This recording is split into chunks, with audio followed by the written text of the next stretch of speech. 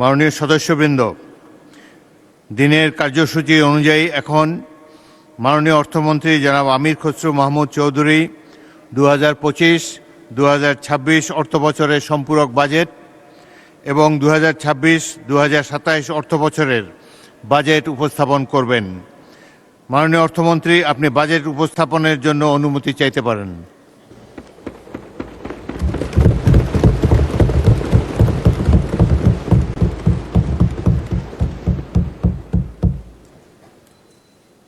ধন্যবাদ মাননীয় স্পিকার। আমি আমির খসরু মাহমুদ চৌধুরী, অর্থমন্ত্রী 2025-26 অর্থবর্ষের সম্পূরক বাজেট এবং 2026-27 অর্থবর্ষের প্রস্তাবিত বাজেট এই মহান সংসদে উপস্থাপনের জন্য অনুমতি প্রার্থনা করছি। আপনাকে ধন্যবাদ মাননীয় স্পিকার। অনুমতি দেওয়া হলো। মাননীয় অর্থমন্ত্রী, আপনি বাজেট উপস্থাপন করুন।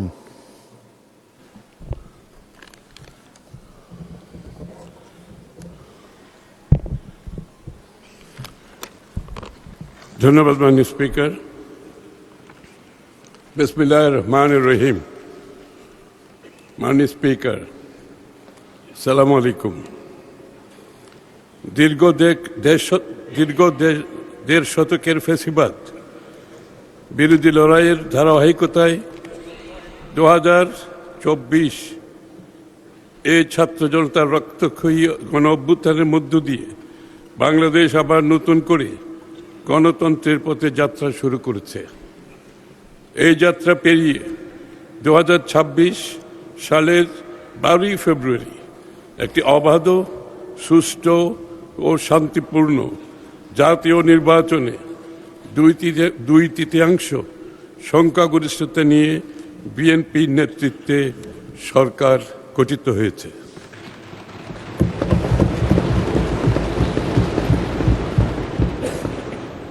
সরকারের অর্থমন্ত্রী হিসাবে দায়িত্বপ্রাপ্ত হয়ে আমি আজ এই মহান সংসদে আমাদের প্রথম বাজেট প্রস্তাবনা উত্থাপনের জন্য দাঁড়িয়েছে মাননীয় স্পিকার। শুরুতেই বিনম্র শ্রদ্ধার সাথে স্মরণ করছি মহান মুক্তিযুদ্ধের বীর শহীদদের এবং নির্যাতিত নারী সহ সকল আত্মত্যাগী মানুষদের। একই সাথে স্মরণ করছি স্বাধীনতার পর থেকে আজ পর্যন্ত গণতন্ত্র প্রতিষ্ঠায় দীর্ঘ সংগ্রামে আত্মদানকারী সকল শহীদ এবং গুম, খুন, হামলা, মামলা ও গুলিবর্ষণের শিকার সকল আহত যোদ্ধাকে, যাদের আত্মত্যাগ আমাদের জাতীয় জীবনে গণতন্ত্র, অধিকার ও নতুন আশার দিগন্ত উন্মোচন করেছে মাননীয় স্পিকার।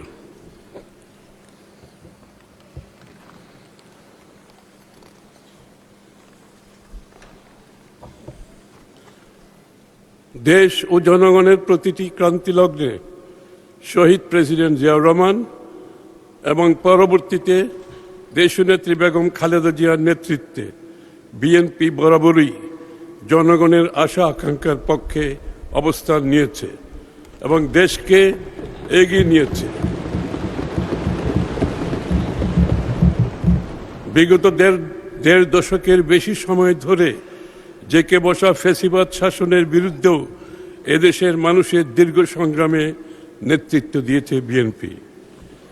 2016 সালের ভিশন 2030, 2022 সালের রাষ্ট্র মেরামতের 27 দফা এবং 2023 সালের যুগপৎ আন্দোলনের 31 দফার ভিত্তিতে বিএনপির নেতৃত্বে যে আন্দোলন গড়ে উঠেছে, সেটি ফ্যাসিবাদ বিরোধী গণ অভ্যুত্থানের জমিন তৈরি করেছে। এই জমিনের উপর দাঁড়িয়েই সংগঠিত হয়েছে 2024-এর ঐতিহাসিক ছাত্র জনতার গণ অভ্যুত্থান। মাননীয় প্রধানমন্ত্রী তারেক রহমানের নেতৃত্বে রাজনীতি ও রাষ্ট্র ব্যবস্থার সংস্কার, মেরামত ও রূপান্তরের 31 দফার পথ ধরে বিএনপি গণ অভ্যুত্থানের আকাঙ্ক্ষাকে ধারণ করে আরও সম্প্রসারিত প্রস্তাব জুলাই জাতীয় সনদে উপস্থাপন করেছে। আমরা যে জুলাই জাতীয় সনদ স্বাক্ষর করেছি সেটা অক্ষরে অক্ষরে বাস্তবায়ন করার ঘোষণাও ইতিমধ্যে তিনি জাতির সামনে দিয়েছেন।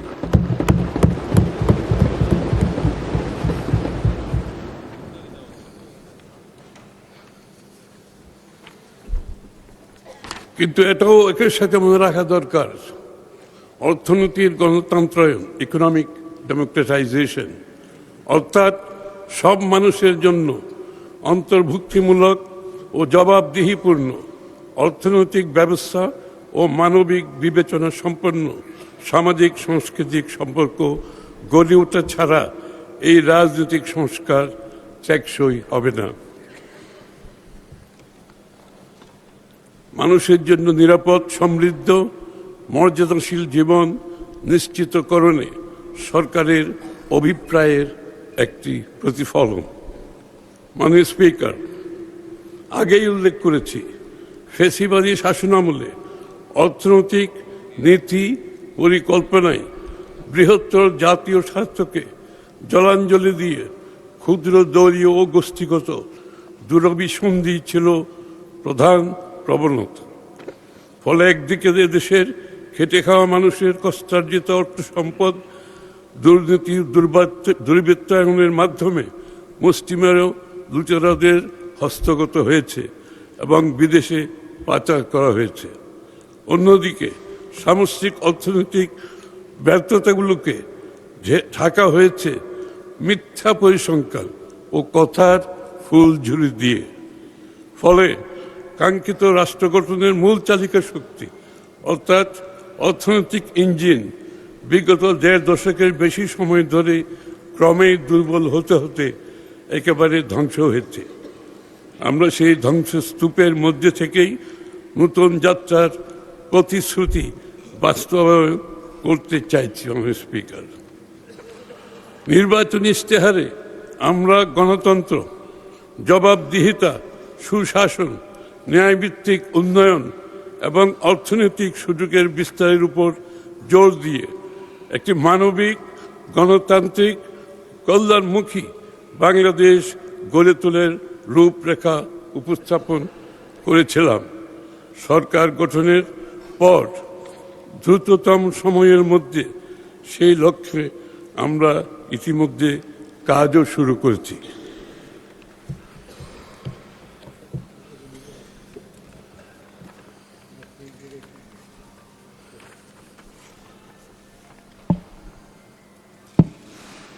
মাননীয় স্পিকার, জনগণের গৌরবময় গণ অভ্যুত্থানের ফলশ্রুতিতে তৈরি হওয়া নতুন গণতান্ত্রিক আকাঙ্ক্ষা বাস্তবায়নে আমাদের এই অনন্য অভিযাত্রার শুরুতেই ভূ রাজনৈতিক অস্থিরতার জেরে আমরা নতুন ও তীব্রতর চ্যালেঞ্জের মুখোমুখি হয়েছি। মধ্যপ্রাচ্যে যুদ্ধ পরিস্থিতির পাশাপাশি গোটা বিশ্বে যে নতুন রাজনৈতিক, অর্থনৈতিক মেরুকরণের বাস্তবতা তৈরি হয়েছে তা গোটা বিশ্বকে, বিশেষ করে আমাদেরকে বড় চ্যালেঞ্জের সম্মুখীন করেছে।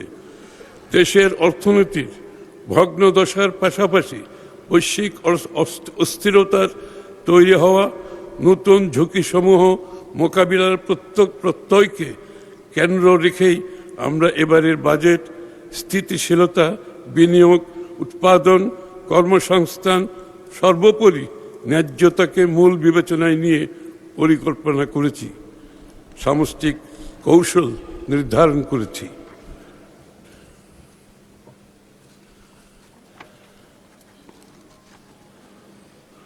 ফিরিয়ে আনতে চাই, এজন্য সরকার 10টি প্রধান অগ্রাধিকার বিবেচনায় রেখে বাজেট প্রস্তাব দাঁড় করিয়েছে।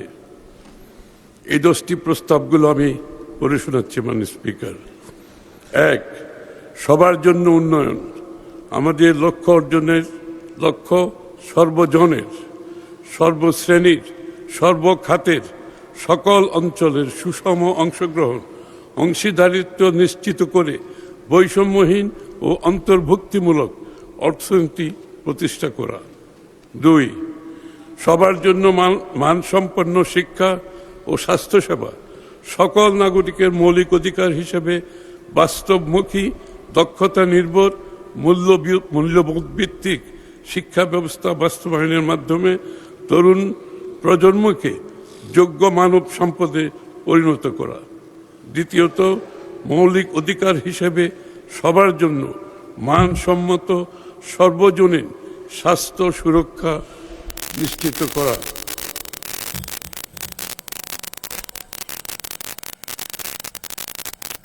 পাঁচ, বিনিয়ন্ত্রণকরণ, ডিরেগুলেশন এবং সাশ্রয়ী ও সহজীকৃত ব্যবসার পরিবেশ সৃষ্টি করা।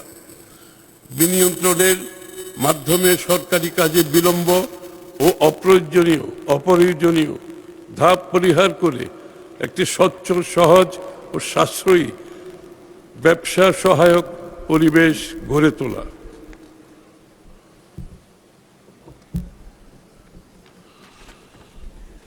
ফিরিয়ে আনা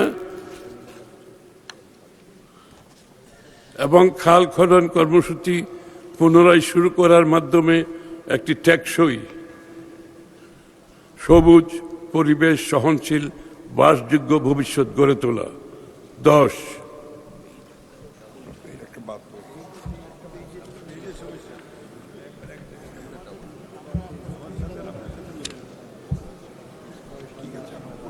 আট, 9, 5, 8, 9, 8 তো ঠিক আছে, 8 আছে, ঠিক আছে। এই তো 9 তো, প্রাণ প্রকৃতি। আচ্ছা আচ্ছা, আর্থিক খাতে, সরি। 5-এর পরে বিনিয়ন্ত্রণের পরে 6 হচ্ছে আর্থিক খাতের স্থিতিশীলতা। ব্যাংক ও আর্থিক খাতের শৃঙ্খলা, স্বচ্ছতা, জবাবদিহিতা প্রতিষ্ঠা করে আমানতকারীদের আস্থা ও দায়বদ্ধতা ফিরিয়ে আনা। পুঁজিবাজার সংস্কারের মাধ্যমে বিনিয়োগ উৎসাহ প্রদান। 7, জ্বালানি নিরাপত্তা, উৎপাদনশীল কর্মকাণ্ডের ধারাবাহিকতা নিশ্চিত করতে বিদ্যুৎ ও জ্বালানি নিরবিচ্ছিন্ন সরবরাহ নিশ্চিতের পাশাপাশি সাশ্রয়ী, নির্ভরযোগ্য, পরিবেশ বান্ধব বিদ্যুৎ জ্বালানি ব্যবস্থা গড়ে তুলতে আত্মনির্ভরশীল জ্বালানি নিরাপত্তা গড়ে তোলা। 8, তথ্য ও যোগাযোগ প্রযুক্তির বিকাশ, একটি ভবিষ্যৎমুখী, গতিশীল, প্রকৃত অর্থে প্রযুক্তিগতভাবে অন্তর্ভুক্তিমূলক বাংলাদেশ গড়ে তোলার মাধ্যমে বাংলাদেশকে বিশ্বের অন্যতম প্রধান আইসিটি রপ্তানিকারক দেশে রূপান্তর করা। 9, প্রাণ প্রকৃতি, পরিবেশ ও পানি সম্পদ ব্যবস্থাপনা, জলবায়ু পরিবর্তনের অভিঘাত থেকে দেশকে রক্ষা করা ও জীবন বৈচিত্র্য সুরক্ষার জনগণের অংশগ্রহণে বনায়নকে একটি সবুজ বিপ্লবে রূপান্তর, উন্নয়ন কর্মকাণ্ডে পরিবেশগত বিবেচনার পাশাপাশি নদী সমূহের নব্যতা ফিরিয়ে আনা এবং খাল খনন কর্মসূচি পুনরায় শুরু করার মাধ্যমে একটি টেকসই, সবুজ ও পরিবেশ সহনশীল, বাসযোগ্য ভবিষ্যৎ গড়ে তোলা। 10, স্বচ্ছ, দক্ষ, জবাবদিহিমূলক প্রতিষ্ঠান ও প্রশাসনিক ব্যবস্থা, টেকসই রাষ্ট্রীয় সক্ষমতা গড়ে তোলার লক্ষ্যে মেধাভিত্তিক, জবাবদিহিমূলক প্রতিষ্ঠান এবং প্রশাসনিক ব্যবস্থা গড়ে তোলার পাশাপাশি সরকারি বিনিয়োগ বাস্তবায়ন দক্ষ, কার্যকর করে তোলা।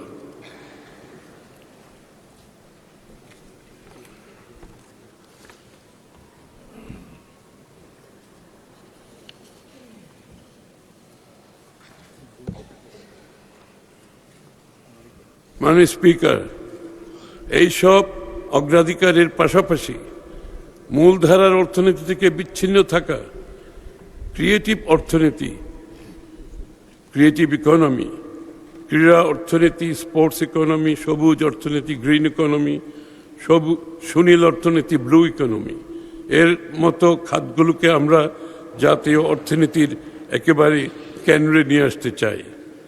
বিনিয়োগ বৃদ্ধিতে এবং বাজেটের অগ্রাধিকার নির্ধারণে ও বাস্তবায়নে আমরা নীতিগতভাবে প্রধান বিবেচনায় রাখছি ভ্যালু ফর মানি, অর্থাৎ সীমিত সম্পদের সর্বোত্তম সদ্ব্যবহার, রিটার্ন অন ইনভেস্টমেন্ট, অর্থাৎ জনগণের সম্পদ যেখানে যে সকল প্রকল্পে বিনিয়োজিত হবে তার কার্যকর অর্থনৈতিক সুফল মূল্যায়ন, কর্মসংস্থান সৃষ্টি, জব ক্রিয়েশন, অর্থাৎ সরকারের বিনিয়োগের সুনির্দিষ্টভাবে কর্মসংস্থান তৈরিতে ভূমিকা। 4, পেশাগত বিবেচনা, পরিবেশগত বিবেচনা, এনভায়রনমেন্টাল কনসিডারেশন, অর্থাৎ প্রাণ, প্রকৃতি, পরিবেশ সুরক্ষার দিকে সজাগ দৃষ্টি।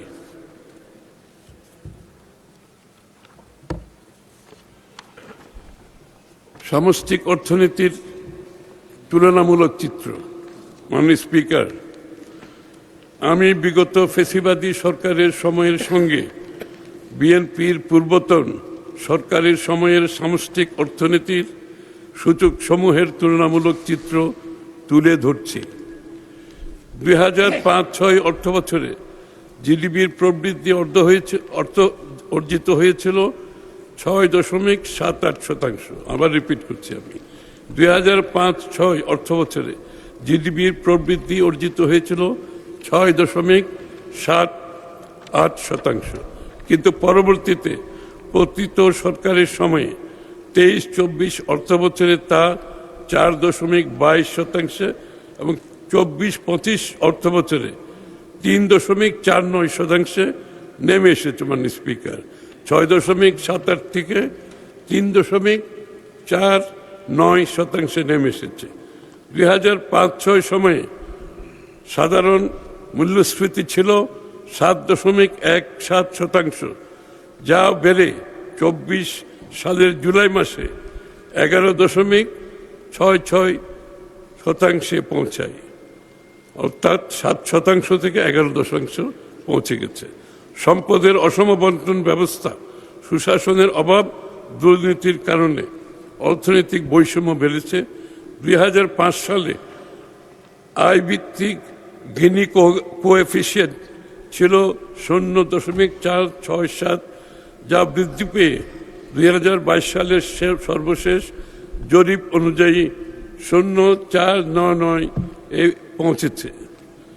রাজস্ব জিডিপি অনুপাত নিম্ন পর্যায়ে রয়ে গেছে, এখনও তা 8% কাছাকাছি অবস্থান করছে। কর জিডিপি অনুপাত 6.8%, যা দক্ষিণ এশিয়ার মধ্যে সর্বনিম্ন। 2005 সালের ডিসেম্বরে সামগ্রিক ব্যাংকিং খাতে খেলাপি ঋণের হার ছিল 13.6%। পক্ষান্তরে 2025-26 অর্থবছরে প্রথম প্রান্তিকে খেলাপি ঋণ বেড়ে 35.73% দাঁড়িয়েছে, যার পরিমাণ প্রায় 6,44,000 কোটি টাকা। মানে স্পিকার, লক্ষ্য করুন, 13% থেকে ঋণ খেলাপি, বিএনপি 13% সময়ের থেকে ঋণ খেলাপি এসে দাঁড়িয়েছে 35%। 2005 সালে সামগ্রিক ব্যাংকিং খাতে মূলধন পর্যাপ্ততা, ক্যাপিটাল অ্যাডিকুয়েসি রেশিও ছিল 7.3%। 2025 সালের শেষে ঋণাত্মক, অর্থাৎ -2.64% নেমে এসেছে। 7.3 থেকে -2.64% নেমে এসেছে। 2005-06 অর্থ বছরের বেসরকারি খাতে ঋণের প্রবৃদ্ধি 18.3% থেকে অনেক কমে 2024-25 এ 6.5% নেমে এসেছে। লুটপাট, অব্যবস্থাপনা, স্ক্যাম, ভুল নীতি গ্রহণের মাধ্যমে পুঁজিবাজারকে সম্পূর্ণ ধ্বংস এবং এর উপর বিনিয়োগকারীদের আস্থা পুরোপুরি নষ্ট হয়েছে। বিএনপি সরকার যতবার এদেশে সরকার পরিচালনা করেছে, কখনোই ব্যাংক, আর্থিক খাত সহ পুঁজিবাজারে কোনো সংকট সৃষ্টি হয় নাই। 2006 সালের বৈদেশিক ঋণ ছিল 1,30,000, অর্থাৎ বিএনপির সময় 1,30,000 বৈদেশিক ঋণ ছিল, 1,30,000 কোটি টাকা, যা 2024 সালে প্রায় 6.5 গুণ বেড়ে 8,12,000 কোটি টাকা হয়েছে। মাননীয় স্পিকার, 1,30,000 কোটি টাকা থেকে 8,12,000 কোটি টাকা বর্তমানে বাংলাদেশের ঋণ হয়েছে। আমাদের রেখে যাওয়া অভ্যন্তরীণ ঋণ 65,000 কোটি টাকা থেকে প্রায় 16 গুণের বেশি বৃদ্ধি পেয়ে দাঁড়িয়েছে 10,77,000 কোটি টাকায়, যা উদ্বেগের বিষয়। মাননীয় স্পিকার, সুদ ব্যয় 2005-06 সালে 8,500 কোটি টাকা থেকে 13 গুণের বেশি বৃদ্ধি পেয়ে 2023-24 সালে 1,14,700 কোটি টাকায় পৌঁছেছে। IMF ও বিশ্ব ব্যাংকের বিশ্লেষণ অনুযায়ী বাংলাদেশের ঋণমান আমাদের রেখে যাওয়া নিম্ন ঝুঁকি ক্যাটাগরি হতে বর্তমানে মধ্যম ঝুঁকির দেশে অবনমন হয়েছে।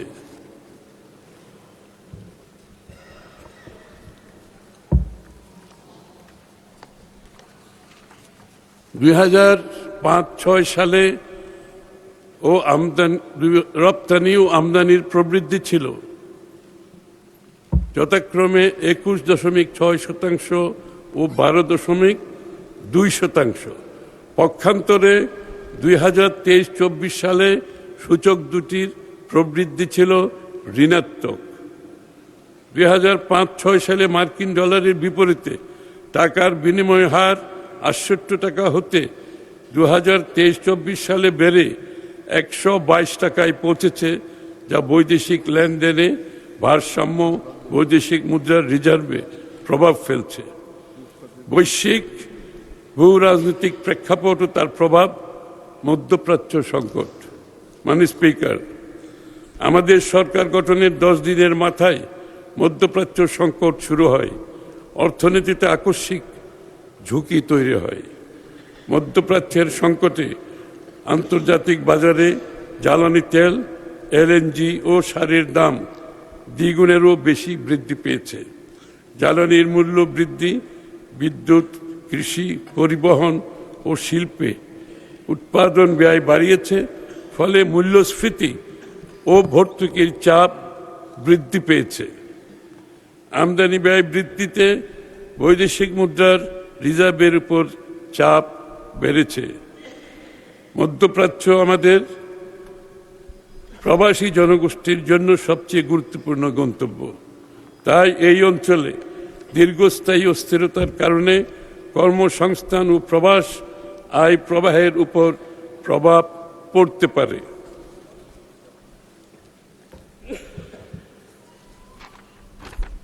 মাননীয় স্পিকার, আজকের বিশ্ব অর্থনীতিতে অনিশ্চয়তা একটি স্থায়ী প্রেক্ষাপট, এ নিউ নর্মাল। যুদ্ধ, বৈশ্বিক জ্বালানি বাজারের অস্থিরতা, সুদ হারের ঊর্ধ্বগতি, বাণিজ্য শুল্কের অনিশ্চয়তা এবং সরবরাহ ব্যবস্থায় বিঘ্ন, এসবের যে কোনো একটি ঘটনাই অল্প সময়ের মধ্যে দেশের আমদানি নির্ভর অর্থনীতির উপর বড় চাপ সৃষ্টি করতে পারে। কাজেই আমাদের লক্ষ্য হল বাইরের ধাক্কা এলেও অভ্যন্তরীণ স্থিতিশীলতার উপর অভিঘাতের মাত্রা মোকাবেলা করে অগ্রযাত্রা অব্যাহত রাখা।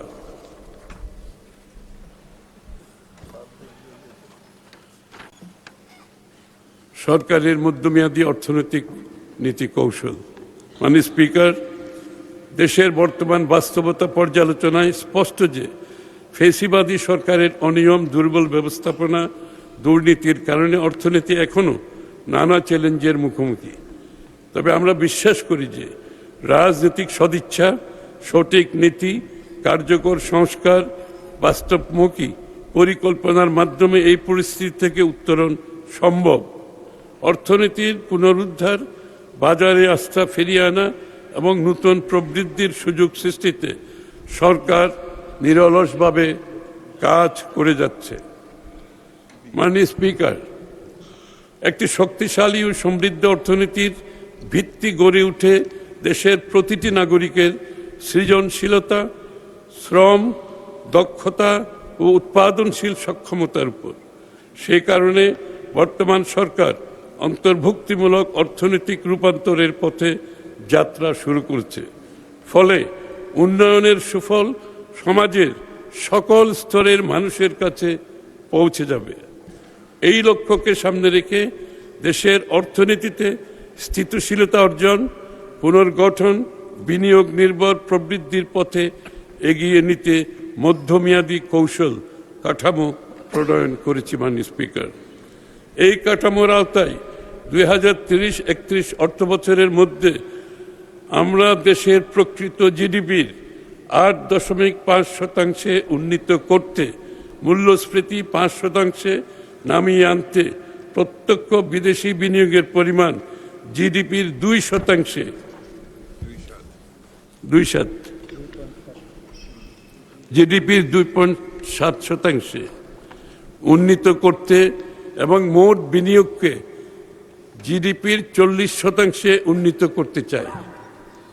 অর্থনীতিতে গতি সঞ্চারের লক্ষ্যে আমাদের সরকার এই পরিকল্পনা 3টি ধাপে বাস্তবায়ন করবে, যাকে আমরা 3R, রিকভারি অ্যান্ড স্টেবিলাইজেশন,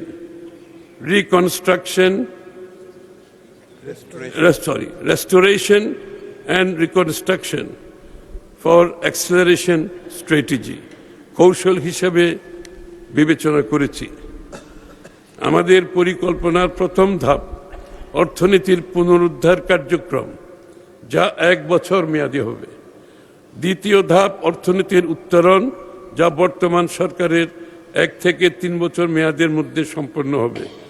তৃতীয় ধাপ সমৃদ্ধ অর্থনীতি বিনির্মাণ, যা আগামী 5 বছরের মধ্যে সম্পন্ন করা হবে।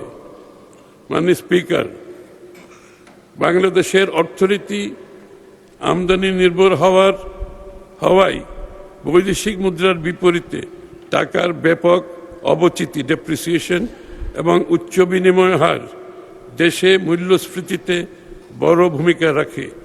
এজন্য একটি স্থিতিশীল মুদ্রা বিনিময় ব্যবস্থা বজায় রাখতে বৈদেশিক মুদ্রার রিজার্ভ শক্তিশালীকরণে জোর দেওয়া হচ্ছে।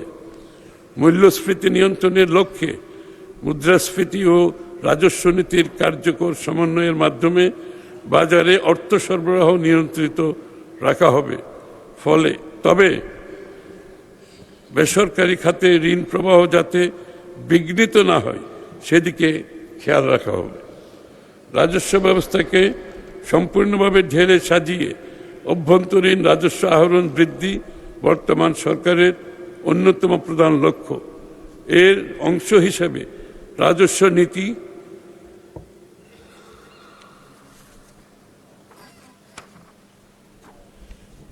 রাজস্ব ব্যবস্থাপনাকে আলাদা করার উদ্যোগ নেওয়া হয়েছে। এক্ষেত্রে কর সংশ্লিষ্ট বিশেষজ্ঞদের সমন্বয়ে কর নীতি প্রণয়ন করা হবে। কর ব্যবস্থাপনাকে সম্পূর্ণ অটোমেশনের আওতায় আনার মাধ্যমে রাজস্ব ফাঁকি রোধ করা হবে এবং কর ব্যবস্থায় জনগণের হয়রানি নিরসন করে আস্থা ফিরিয়ে আনা হবে। বর্তমানে কর জিডিপির অনুপাত 6.8%, যা আমরা আগামী 2030-31 অর্থবছরের মধ্যেই 9.6% এবং রাজস্ব জিডিপির অনুপাত বর্তমান 8% থেকে 11% উন্নীত করব। ফ্যাসিবাদী সরকারের সময়ে দুর্নীতি ও সংশ্লিষ্ট অপরিকল্পিত প্রকল্প গ্রহণ এবং তার অর্থায়নের জন্য বিপুল পরিমাণে ঋণ গ্রহণ করায় আমাদের ডেট সাস্টেইনেবিলিটি ঝুঁকির মুখে পড়েছে। আমরা বর্তমান মধ্যম মানের ঝুঁকি থেকে নিম্ন ঝুঁকির ঋণ মানে ফিরে আসতে চাই। তাই আমরা রাজস্ব বৃদ্ধির মাধ্যমে বাজেট ঘাটতি একটি সহনীয় পর্যায়ে রেখে ঋণ ব্যবস্থাপনায় শৃঙ্খলা ফিরিয়ে আনতে চাই। আমরা বিশ্বাস করি অতীতের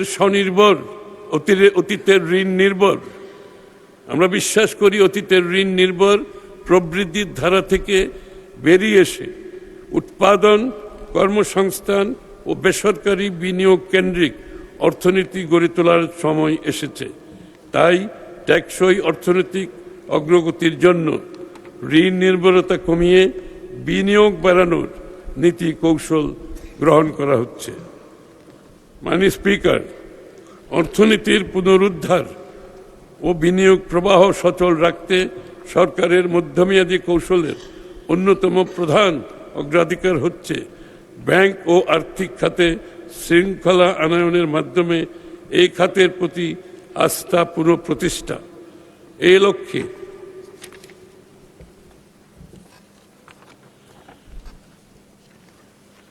ঋণ, এই ক্ষেত্রে খেলাপি ঋণ হ্রাস, ঋণ অনুমোদন, পুনঃতফসিলকরণ ব্যবস্থায় স্বচ্ছতা নিশ্চিত করা এবং ব্যাংক পরিচালনায় জবাবদিহি জোরদার করা হচ্ছে।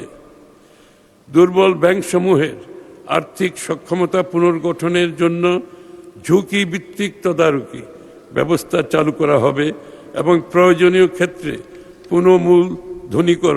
পুনঃমূলধনীকরণ রিক্যাপিটালাইজেশন ও ব্যবস্থাপনা সংস্কার কার্যক্রম গ্রহণ করা হবে।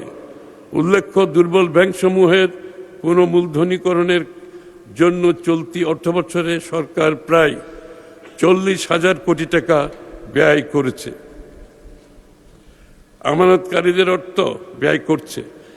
আমানতকারীদের অর্থ ফেরত প্রদানের লক্ষ্যে ব্যাংক পুনর্গঠনের উদ্যোগ নেওয়া হয়েছে।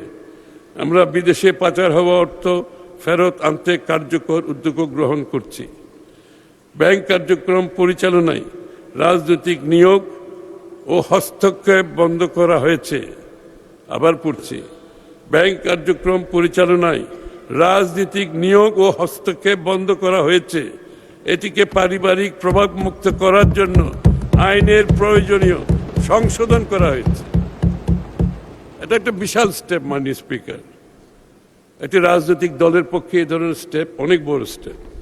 ব্যাংকিং খাতে আন্তর্জাতিক মানদণ্ড ভিত্তিক ঝুঁকি ব্যবস্থাপনা, মূলধন পর্যাপ্ততা এবং কর্পোরেট গভর্নেন্স নিশ্চিত করা হবে, যাতে আর্থিক প্রতিষ্ঠানসমূহ দীর্ঘমেয়াদে স্থিতিশীল ও প্রতিযোগিতামূলক হয়ে উঠতে পারে। আর্থিক অন্তর্ভুক্তির পরিধি বাড়িয়ে নারী, তরুণ উদ্যোক্তা ও প্রান্তিক জনগোষ্ঠীর জন্য অর্থায়নের সুযোগ সম্প্রসারণ করা হবে। মাননীয় স্পিকার, আমাদের সরকার দেশের অর্থনীতির পুনর্গঠনের অংশ হিসাবে একটি আধুনিক, শক্তিশালী, টেকসই আর্থিক ব্যবস্থা গড়ে তোলার লক্ষ্যে ব্যাংক ও পুঁজিবাজার খাতে কাঠামোগত সংস্কার বাস্তবায়ন করতে বদ্ধপরিকর। আমরা ঋণ নির্ভর বিনিয়োগকে ইকুইটিতে রূপান্তর করেছি। আমাদের লক্ষ্য বর্তমান ঋণ ভিত্তিক অর্থনীতি থেকে দূরে সরে এসে বিনিয়োগ ভিত্তিক অর্থনীতি গড়ে তোলা। দীর্ঘমেয়াদী বিনিয়োগ অর্থায়নের জন্য বন্ড মার্কেট এবং বিকল্প অর্থায়ন ব্যবস্থার উন্নয়ন করা হবে, যাতে ব্যাংক নির্ভর অর্থায়নের উপর চাপ কমে। Corporate bond, mutual fund, green bond, সুকুক এবং অন্যান্য দীর্ঘমেয়াদী বিনিয়োগ উপকরণের উন্নয়ন কাজ চলমান আছে। মাননীয় স্পিকার, দীর্ঘমেয়াদী অর্থায়নের বিকল্প উৎস গড়ে তুলতে কর্পোরেট বন্ড মার্কেট সম্প্রসারণ, স্থানীয় সরকার ও নগর অবকাঠামো উন্নয়নে পৌর বন্ড, মিউনিসিপ্যাল বন্ড ইস্যুর কাঠামো প্রণয়ন করা হচ্ছে। মাননীয় স্পিকার, সরকার শিল্প, সেবা, ক্ষুদ্র ও মাঝারি উদ্যোগ, তথ্য প্রযুক্তি এবং আধুনিক কৃষিভিত্তিক শিল্পে কর্মসংস্থান সম্প্রসারণকে সর্বোচ্চ গুরুত্ব দিচ্ছে। শ্রমবাজারের চাহিদাভিত্তিক কারিগরি ও বৃত্তিমূলক প্রশিক্ষণ সম্প্রসারণ, তরুণ উদ্যোক্তাদের অর্থায়ন সহায়তা এবং নারী ও প্রান্তিক জনগোষ্ঠীর কর্মসংস্থানের সুযোগ বৃদ্ধি করা হচ্ছে। মেধাভিত্তিক বাংলাদেশ বিনির্মাণের লক্ষ্যে সকল ধরনের নিয়োগ, বদলি ও পদোন্নতিতে মেধা, সততা, দক্ষতা, অভিজ্ঞতা, প্রশিক্ষণ, যোগ্যতাই প্রধান মাপকাঠি হিসেবে বিবেচনা করা হবে। সরকারি কর্মচারীরা বিগত প্রায় 11 বছর যাবৎ একই বেতন কাঠামোতে বেতন ভাতা পাচ্ছেন। ইতিমধ্যে মূল্যস্ফীতিজনিত কারণে জীবনযাত্রার ব্যয় অনেক বৃদ্ধি পেয়েছে। আমরা সরকারি কর্মচারীদের জন্য নতুন বেতন কাঠামো আগামী 1 জুলাই 2026 হতে ধাপে ধাপে বাস্তবায়ন করার ঘোষণা দিচ্ছে মাননীয় স্পিকার। দেশের বিভিন্ন অঞ্চলের মধ্যে অর্থনৈতিক সামাজিক অবকাঠামোগত বৈষম্য কমিয়ে সমতা ভিত্তিক সুষম উন্নয়নে বহুমুখী পরিকল্পনা বাস্তবায়ন করা হচ্ছে। মাননীয় স্পিকার, এবারের বাজেট প্রণয়ন ও সরকারের মধ্যমেয়াদী নীতি কৌশল নির্ধারণে বাজেট পূর্ববর্তী অংশীজনদের সাথে ধারাবাহিক আলোচনায় প্রাপ্ত সুপারিশসমূহ সক্রিয় বিবেচনায় নেওয়া হয়েছে। বর্তমানে সীমাবদ্ধতা ও চ্যালেঞ্জ সত্ত্বেও আমরা মনে করি নতুন বাজেট অর্থনীতিতে ইতিবাচক পরিবর্তনের সূচনা করবে। বিনিয়োগ বান্ধব পরিবেশ সৃষ্টি, কর্মসংস্থান সৃষ্টি, উদ্যোক্তা বিকাশ এবং উৎপাদনশীল খাতের সম্প্রসারণের মাধ্যমে অর্থনীতিকে আরও গতিশীল শক্তিশালী করা হবে। আমাদের লক্ষ্য এমন একটি অর্থনৈতিক কাঠামো গড়ে তোলা যেখানে বেসরকারি খাত হবে প্রবৃদ্ধির প্রধান চালিকা শক্তি এবং তরুণ ও নারীদের জন্য সৃষ্টি হবে নতুন সম্ভাবনার ক্ষেত্র।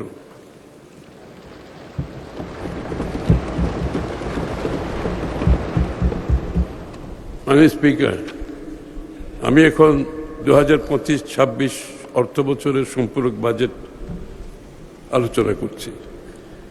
সার্বিক রাজস্ব আহরণ ও ব্যয়ের অগ্রগতি বিবেচনায় চলতি 2025-26 অর্থ বছরের বাজেটে কিছুটা সংশোধন ও সমন্বয় করতে হয়েছে। সংশোধিত বাজেটের একটি সংক্ষিপ্ত বিবরণী পরিশিষ্ট ক এ সরণি 1 হিসেবে সংযুক্ত করা হয়েছে। প্রস্তাবিত সংশোধিত রাজস্ব আয় 2025-26 অর্থ বছরের সংশোধিত বাজেটে রাজস্ব আহরণের লক্ষ্যমাত্রা মূল বাজেট হতে 24,000 কোটি টাকা বৃদ্ধি করে 5,88,000 কোটি টাকায় রাখার প্রস্তাব করছি। প্রস্তাবিত সংশোধিত ব্যয় চলতি 2025 অর্থ বছরের বাজেটে সরকারি ব্যয়ের প্রাক্কলন করা হয়েছিল মোট 7,90,000 কোটি টাকা। সংশোধিত বাজেটে সরকারি ব্যয় 2,000 কোটি টাকা হ্রাস করে 7,88,000 কোটি টাকা নির্ধারণের প্রস্তাব করছি। সংশোধিত বাজেট ঘাটতি ও অর্থায়ন চলিত অর্থ বছরের বাজেট ঘাটতি প্রাক্কলন করা হয়েছিল 2,26,000 কোটি টাকা। রাজস্ব আয় ও ব্যয়ের সার্বিক অবস্থা বিবেচনায় সংশোধিত বাজেটে ঘাটতি প্রস্তাব করছি 2 লক্ষ কোটি টাকা, যা জিডিপির 3.3%।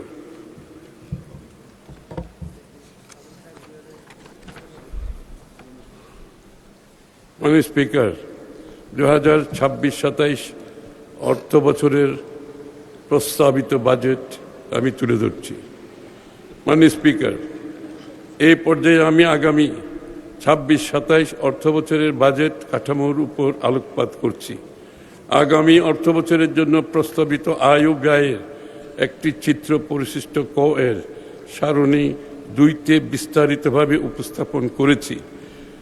প্রস্তাবিত রাজস্ব আয় আগামী 2026-27 অর্থ বছরে মোট 6,95,000 কোটি টাকা রাজস্ব আয় প্রাক্কলন করা হয়েছে, যা জিডিপির 10.2%। এর মধ্যে জাতীয় রাজস্ব বোর্ডের মাধ্যমে 6,04,000 কোটি টাকা এবং অন্যান্য উৎস হতে 91,000 কোটি টাকা সংগ্রহ করার প্রস্তাব করছি। প্রস্তাবিত ব্যয় আগামী 2026-27 অর্থ বছরে মোট 9,38,000 কোটি টাকা ব্যয় প্রাক্কলন করা হয়েছে, যা জিডিপির 13.7% এবং বিগত অর্থ বছরের বাজেটের তুলনায় 1,48,000 কোটি টাকা বেশি। বার্ষিক উন্নয়ন কর্মসূচিতে মোট 3 লক্ষ কোটি টাকা সহ মোট উন্নয়ন ব্যয় 3,16,075 কোটি টাকা এবং পরিচালন সহ অন্যান্য খাতে 6,21,925 টাকা বরাদ্দের প্রস্তাব করছি। 925 কোটি টাকা বরাদ্দের প্রস্তাব করছি। আমরা ক্রমান্বয়ে বাজেটে উন্নয়ন ব্যয়ের অংশ বৃদ্ধির পরিকল্পনা গ্রহণ করছি। সে লক্ষ্যে 2026-27 অর্থবছরে মোট উন্নয়ন ব্যয় চলতি অর্থবছরের বরাদ্দ সংশোধিত 27.27% থেকে বেড়ে 33.70% উন্নীত করার এবং পরিচালন ব্যয় অর্থবছরের 72.73% থেকে কমিয়ে আগামী অর্থবছরের 66.30% নামিয়ে আনার প্রস্তাব করছি। এখানে আপনারা লক্ষ্য করবেন, এখানে আমরা পরিচালন ব্যয় কমিয়ে আনছি এবং উন্নয়ন ব্যয় বাড়াচ্ছি। এই ধারাটা আমরা অব্যাহত রাখতে চাই।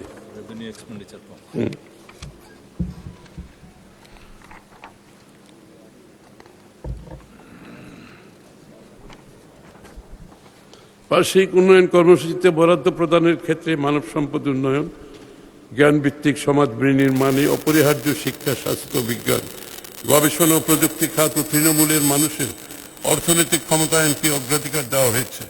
পাশাপাশি বিনিয়োগ ও টেকসই উন্নয়নের জন্য প্রয়োজনীয় ভৌত অবকাঠামো উন্নয়নেও বিশেষ গুরুত্ব আরোপ করা হয়েছে। বার্ষিক উন্নয়ন কর্মসূচির খাতওয়ারি বরাদ্দ পরিশিষ্ট ক এর সারণী 3টে তুলে ধরা হয়েছে। সামগ্রিক ব্যয় কাঠামো, সামাজিক অবকাঠামো, ভৌত অবকাঠামো এবং সাধারণ সেবা খাত, এই 3টি অংশে বিভক্ত আমাদের সামগ্রিক ব্যয়ের কাঠামো পরিশিষ্ট ক এর সারণী 4-এ উপস্থাপন করা হয়েছে। প্রস্তাবিত বাজেটে সামাজিক অবকাঠামো খাতে মোট 2,79,001 কোটি টাকা বরাদ্দের প্রস্তাব করা হয়েছে, যা মোট বরাদ্দের 29.74%। ভৌত অবকাঠামো খাতে বরাদ্দ দেওয়া হয়েছে 1,74,988 কোটি টাকা, যা মোট বরাদ্দের 18.66%। সাধারণ সেবা খাতে প্রস্তাব হয়েছে 2,45,117 কোটি টাকা, যা মোট বরাদ্দের 26.13%। সামাজিক খাতের বর্ধিত সর্বোচ্চ ব্যয় প্রস্তাব সরকারের নির্বাচনী প্রতিশ্রুতি অনুযায়ী শিক্ষা, স্বাস্থ্য ও সামাজিক নিরাপত্তা কর্মসূচিতে অগ্রাধিকার দেওয়া হয়েছে। মাননীয় স্পিকার,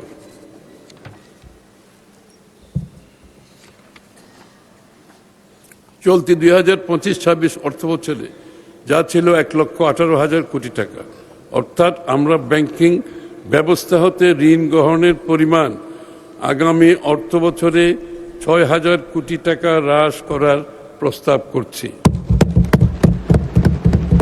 আমরা ক্রমান্বয়ে মাননীয় স্পিকার ব্যাংকিং খাত থেকে ঋণ নেওয়া কমানো শুরু করেছি। আশা করি এই ধারা অব্যাহত থাকবে।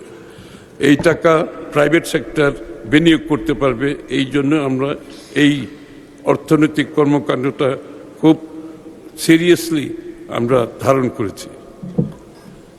ফ্যাসিবাদী সরকারের সময়ে ব্যাপক হারে ঋণ গ্রহণের ফলে দেশের ঋণ ও সুদ পরিশোধ বাবদ ব্যয় অত্যধিক পরিমাণে বৃদ্ধি পেয়েছে, তাই বাজেট ঘাটতিও বেড়েছে। 2005-06 অর্থবছরে বাজেট ঘাটতি ছিল জিডিপির 2.9%। পক্ষান্তরে 2023-24 অর্থবছরে বাজেট ঘাটতি বেড়ে জিডিপির 4.5% দাঁড়িয়েছে। এই অবস্থা হতে উত্তরণে আমরা ঋণ ব্যবস্থাপনা সংস্কার, উচ্চ রিটার্ন সমৃদ্ধ খাতে সরকারি বিনিয়োগ, প্রকল্প বাস্তবায়ন কাঠামো আধুনিকায়ন এবং এর মাধ্যমে বিনিয়োগের গুণগত মান নিশ্চিত হবে, অর্থ প্রবাহ বৃদ্ধি পাবে এবং এই মাল্টিপ্লায়ার প্রভাবে অর্থনৈতিক কর্মকাণ্ড অধিকতর গতিশীল হবে।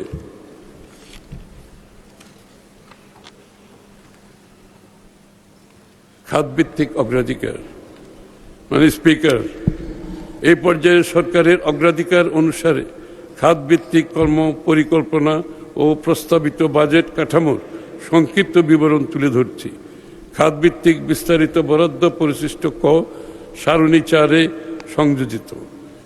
প্রস্তাবিত বাজেটের সম্পদ সঞ্চালনে শিক্ষা ও মানব সম্পদ, স্বাস্থ্য, দক্ষতা ভিত্তিক কর্মসংস্থান, সামাজিক সুরক্ষা, কৃষি ও খাদ্য নিরাপত্তা, নারীর ক্ষমতায়ন, জ্বালানি নিরাপত্তা, অবকাঠামো, স্থানীয় সরকার ও গ্রামীণ উন্নয়ন, ক্রিয়েটিভ অর্থনীতি, জলবায়ু পরিবর্তন ও তথ্য প্রযুক্তি খাতকে বিশেষ অগ্রাধিকার দেওয়া হয়েছে।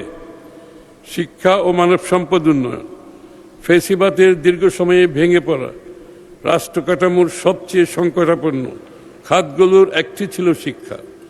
তারুণ্যের আকাঙ্ক্ষাকে ধারণ করে যে জুলাই গণ অভ্যুত্থানের মাধ্যমে আজ আমরা গণতান্ত্রিক বাংলাদেশে ফিরে এসেছি, সেখানে অবশ্যই আমাদের ভবিষ্যৎ প্রজন্মের জন্য এমন একটি বাংলাদেশ গড়ে তুলতে হবে যেখানে শিক্ষার্থীরা সৎ, যোগ্য, দক্ষ এবং দায়িত্বশীল নাগরিক হিসাবে গড়ে উঠবে।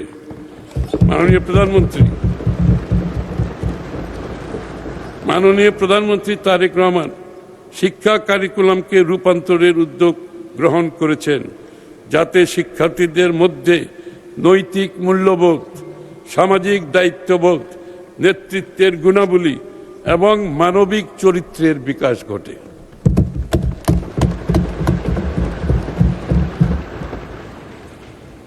আমরা শিক্ষার্থী ও শিক্ষকদের জন্য এমন পরিবেশ করতে চাই যাতে তারা আধুনিক শিক্ষা, প্রশিক্ষণ ও সুযোগ সুবিধার মাধ্যমে নিজেদের সর্বোচ্চ সম্ভাবনা বিকশিত করতে পারে।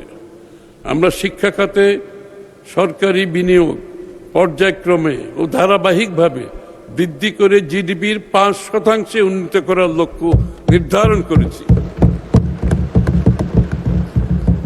আমরা শিক্ষা কারিকুলামে কারিগরি ও বৃত্তিমূলক শিক্ষা, তৃতীয় ভাষা শিক্ষা, ক্রীড়া ও সংস্কৃতির বিকাশ, প্রযুক্তি নির্ভর শিক্ষা এবং লার্নিং উইথ হ্যাপিনেস বা আনন্দময় শিক্ষাকে বিশেষ গুরুত্ব দিতে চাই।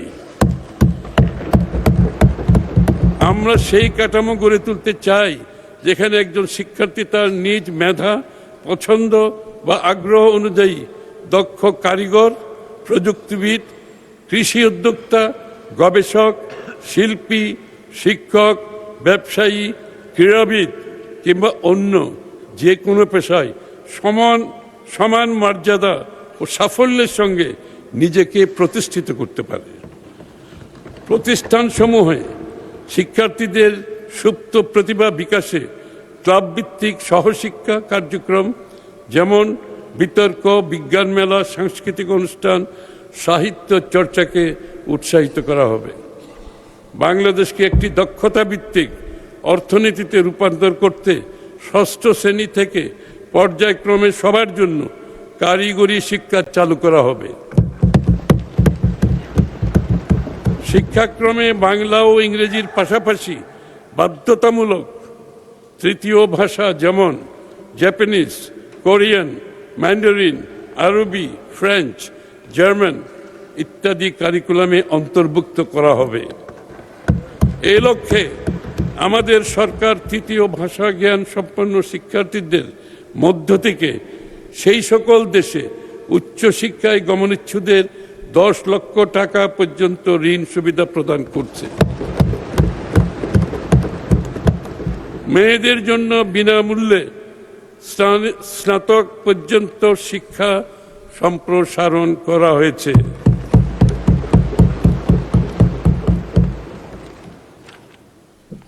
দরিদ্র শিক্ষার্থীদের জন্য স্কুল ইউনিফর্ম, জুতা, স্কুল ব্যাগ সরবরাহ, প্রতিবন্ধী ও বিশেষ চাহিদা সম্পন্ন শিশুদের জন্য অন্তর্ভুক্তিমূলক শিক্ষা নিশ্চিতকরণ এবং বিশেষায়িত সহায়ক প্রযুক্তি ও শিক্ষা সামগ্রী প্রদান করা হবে।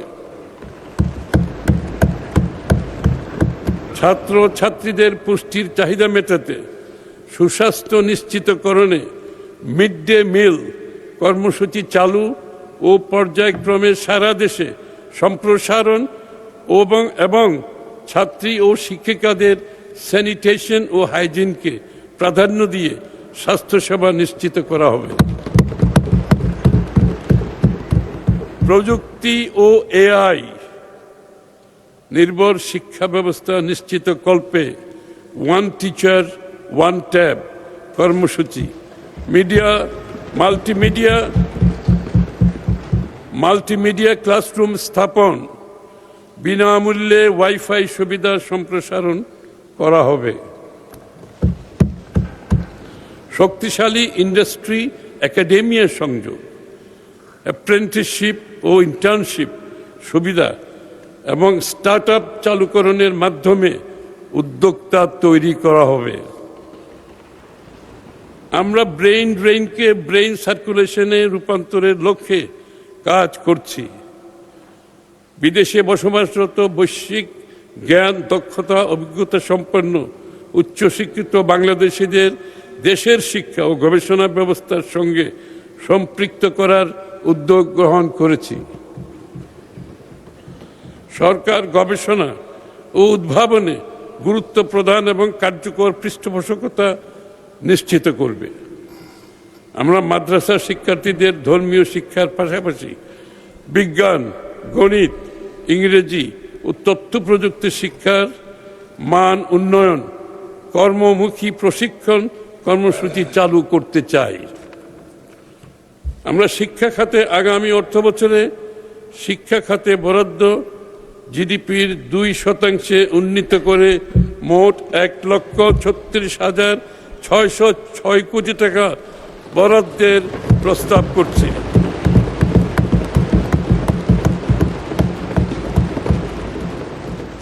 এটা সর্বোচ্চ মাননীয় স্পিকার,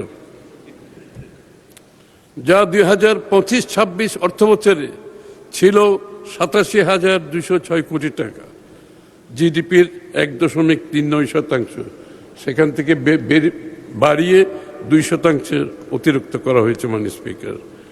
স্বাস্থ্য ও পরিবার কল্যাণ, মাননীয় স্পিকার, একটি স্বাস্থ্যবান জাতি গঠনেই টেকসই উন্নয়ন ও সমৃদ্ধ বাংলাদেশ বিনির্মাণের পূর্বশর্ত। ফেসিবাদী সময়ে স্বাস্থ্য খাতে অপরিকল্পিত অবকাঠামো নির্মাণ উপকরণ ক্রয়ে যে পরিমাণ ব্যয় হয়েছে তার একটি বড় অংশই দুর্নীতির মাধ্যমে লুটপাট করা হয়েছে।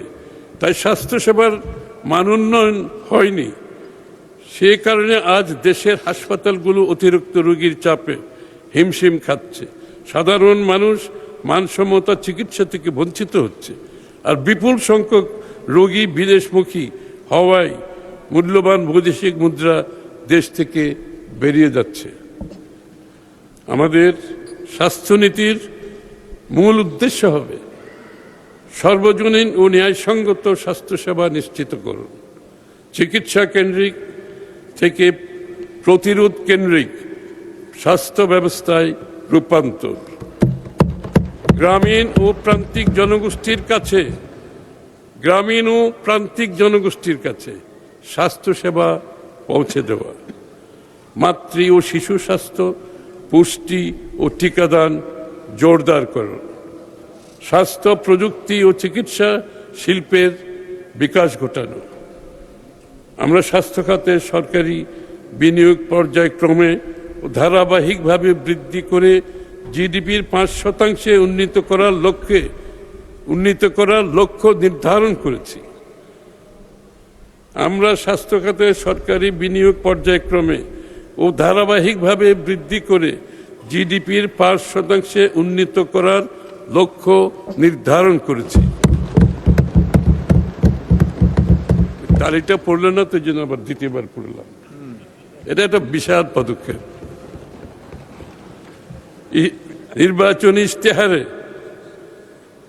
নির্বাচনী ইশতেহারে প্রতিশ্রুতি মোতাবেক আমরা বাংলাদেশের প্রতিটি ইউনিয়নে একটি করে এবং শহরের প্রতিটি ওয়ার্ডে এক বা একাধিক আধুনিক প্রাথমিক স্বাস্থ্যসেবা ইউনিট স্থাপনের পরিকল্পনা গ্রহণ করেছি এবং বাস্তবায়ন প্রক্রিয়া ইতিমধ্যে শুরু হয়েছে। সর্বজনীন স্বাস্থ্য সুরক্ষার আওতায় প্রত্যেক নাগরিককে ন্যাশনাল হেলথ সিস্টেমের আওতায় আধুনিক হেলথ কার্ড প্রদান করা হবে। জটিল রোগের বিশেষায়িত চিকিৎসা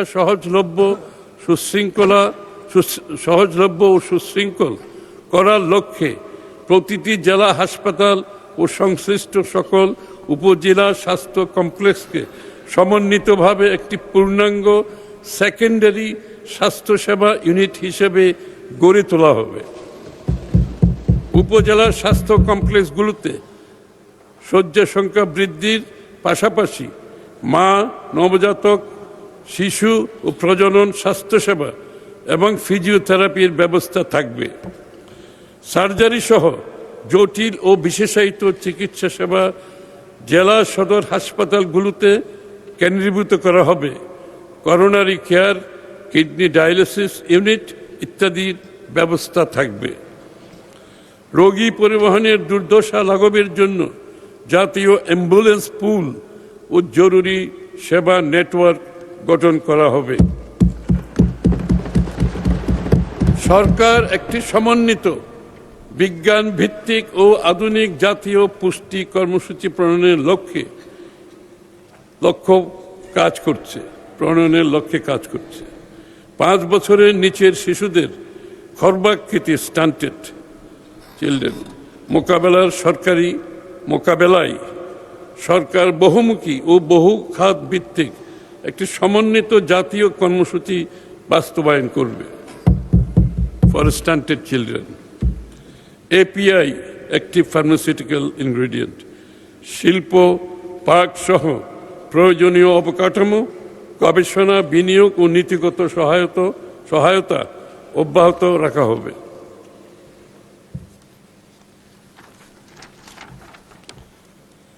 LDC থেকে উত্তরণের প্রেক্ষাপটে ঔষধ শিল্পের ধারাবাহিক বিকাশ, উদ্ভাবন সক্ষমতা বৃদ্ধি এবং বৈশ্বিক বাজারে অবস্থান আরও সুদৃঢ় করতে প্রয়োজনীয় আর্থিক প্রণোদনা ও সাহায্য ও সহায়ক নীতিমালা সুবিধা প্রদান করা হবে। দেশব্যাপী একটি টেকসই ও আধুনিক ঔষধ ও ভ্যাকসিন সরবরাহ নেটওয়ার্ক গড়ে তোলা হবে, যাতে প্রত্যন্ত অঞ্চলেও সময় মতো প্রয়োজনীয় ওষুধ ও টিকা পৌঁছানো সম্ভব হয়। আমাকে অত্যন্ত ব্যথিত হৃদয়ে বলতে হচ্ছে, বিগত সরকারগুলোর টিকা সংগ্রহ ও টিকাদান কার্যক্রম বাস্তবায়নে অবহেলা ও যথাযথ পরিকল্পনার অভাবে দেশ জুড়ে হামের প্রাদুর্ভাব দেখা দিয়েছে এবং শিশু মৃত্যুর মতো হৃদয় বিদারক পরিস্থিতি সৃষ্টি হয়েছে। এই পরিস্থিতি মোকাবেলায় সরকার দ্রুত পদক্ষেপ গ্রহণ করে প্রথম 100 দিনের মধ্যেই প্রায় 100% শিশুকে হাম, রুবেলা টিকা প্রদান করেছে। ইন্টিগ্রেটেড মডিউলার পদ্ধতি, আধুনিক ক্লিনিক্যাল শিক্ষা ব্যবস্থা এবং AI ভিত্তিক চিকিৎসা জ্ঞান ও প্রযুক্তির ব্যবহার অন্তর্ভুক্ত করে একটি আধুনিক দক্ষতা ভিত্তিক ও ভবিষ্যৎমুখী নতুন MBBS কারিকুলাম চালু করা হবে। দীর্ঘদিনের শূন্যপদ পূরণের লক্ষ্যে অবিলম্বে 5000 MBBS চিকিৎসক নিয়োগের উদ্যোগ গ্রহণ করা হয়েছে। নার্সিং ও মিডওয়াইফারি খাতে উচ্চশিক্ষা ও পেশাগত উন্নয়নের সুযোগ, নার্সিং বিষয়ে ব্যাচেলর ও মাস্টার্সের সুযোগ বৃদ্ধি করা হচ্ছে। এটা আমাদের জন্য বিরাট সম্ভাবনার দ্বার খুলে দেবে। দেশব্যাপী মানসম্মত ও জনমুখী স্বাস্থ্যসেবা নিশ্চিত করতে নতুন করে 1 লক্ষ স্বাস্থ্যকর্মী নিয়োগের কার্যক্রম শুরু হয়েছে, যার 80% হবে নারী। মাননীয় স্পিকার,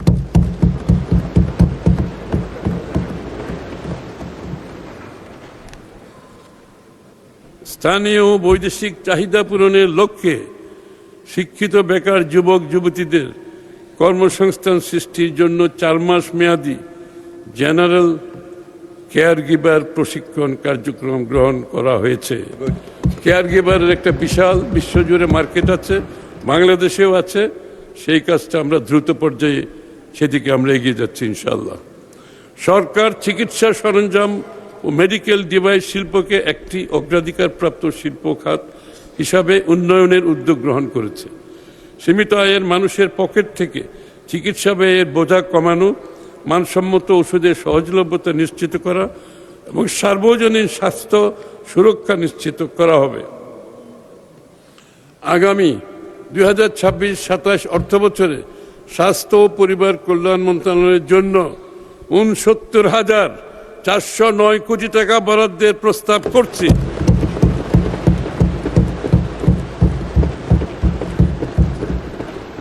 যা জিডিপির 1.10%। এত বড় স্বাস্থ্য বাজেট আর কোনো সময় দেওয়া হয়নি। 25-26 অর্থবছরের সংশোধিত বাজেটে এই বাবদ বরাদ্দ ছিল আরো কম, 35। কৃষি ও খাদ্য নিরাপত্তা, কৃষিখাত। মাননীয় স্পিকার, আমাদের সরকারের অন্যতম প্রধান অঙ্গীকার হলো কৃষিকে জাতীয় সমৃদ্ধির প্রধান চালিকা শক্তিতে পরিণত করা। কৃষি খাতে মৌলিক যুগান্তর আনতে এবং প্রান্তিক জনগোষ্ঠীর দোরগোড়ায় 10টি সেবা পৌঁছে দিতে সরকার চলতি বছরের 1 বৈশাখ আনুষ্ঠানিকভাবে কৃষক কার্ড কর্মসূচি চালু করেছে।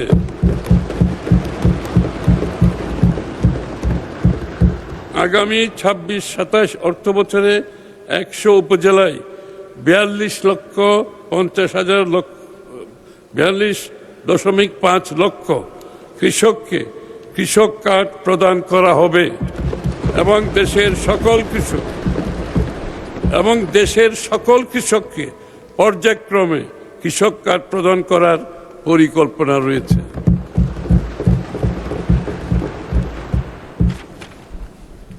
এই কার্ডের মাধ্যমে ভূমিহীন ও প্রান্তিক কৃষকগণ প্রতি বছর একবার 2,500 টাকা করে নগদ সহায়তা পাবেন।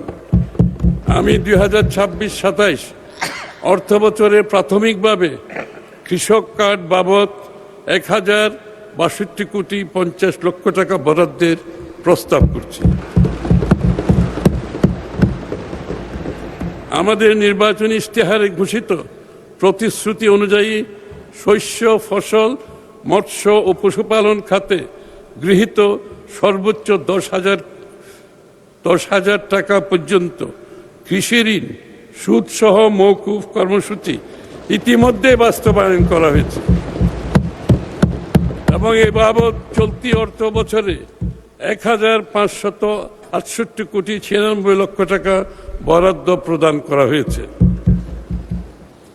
কৃষির সার্বিক উন্নয়নের জন্য আমরা নিম্নলিখিত কার্যক্রম বাস্তবায়ন করছি। কৃষি পুনর্বাসন ও প্রণোদনা কর্মসূচির আওতায় বিনামূল্যে বীজ, সার ও অন্যান্য উপকরণ সহায়তা প্রদান করা হচ্ছে। ভর্তুকি মূল্যে কৃষক পর্যায়ে সার সরবরাহ অব্যাহত রাখা হয়েছে। ভর্তুকির উপর নির্ভরশীলতা কমাতে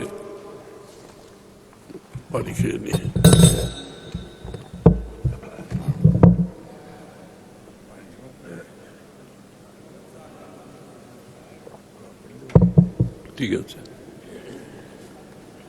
ভর্তুকির উপর নির্ভরশীলতা কমাতে সাশ্রয়ী উৎপাদন নিশ্চিতে কৃষিকে যান্ত্রিকীকরণ কর্মসূচি জোরদার করা হচ্ছে। আমাদের অনেক সময় শ্রমিকের অভাব থাকে, এর জন্য কৃষিকে আরও সামনের দিকে এগিয়ে নিয়ে যাওয়ার জন্য যান্ত্রিকীকরণ প্রয়োজনীয়তা দেখা দিয়েছে। কৃষি পণ্যের বহুমুখীকরণ কার্যক্রম জোরদার করা হয়েছে। পচনশীল পণ্যের জন্য কোল্ড স্টোরেজ ও কোল্ড চেইন ব্যবস্থা সম্প্রসারণ করা হচ্ছে। আমাদের অনেক পচনশীল খাদ্যশস্য নষ্ট হয়ে যায়, এই জন্য এই ব্যবস্থা নেওয়া হচ্ছে। মাননীয় স্পিকার, আম চাষিদের জন্য বরেন্দ্র অঞ্চলে বিশেষ হিমাগার স্থাপন করা হচ্ছে।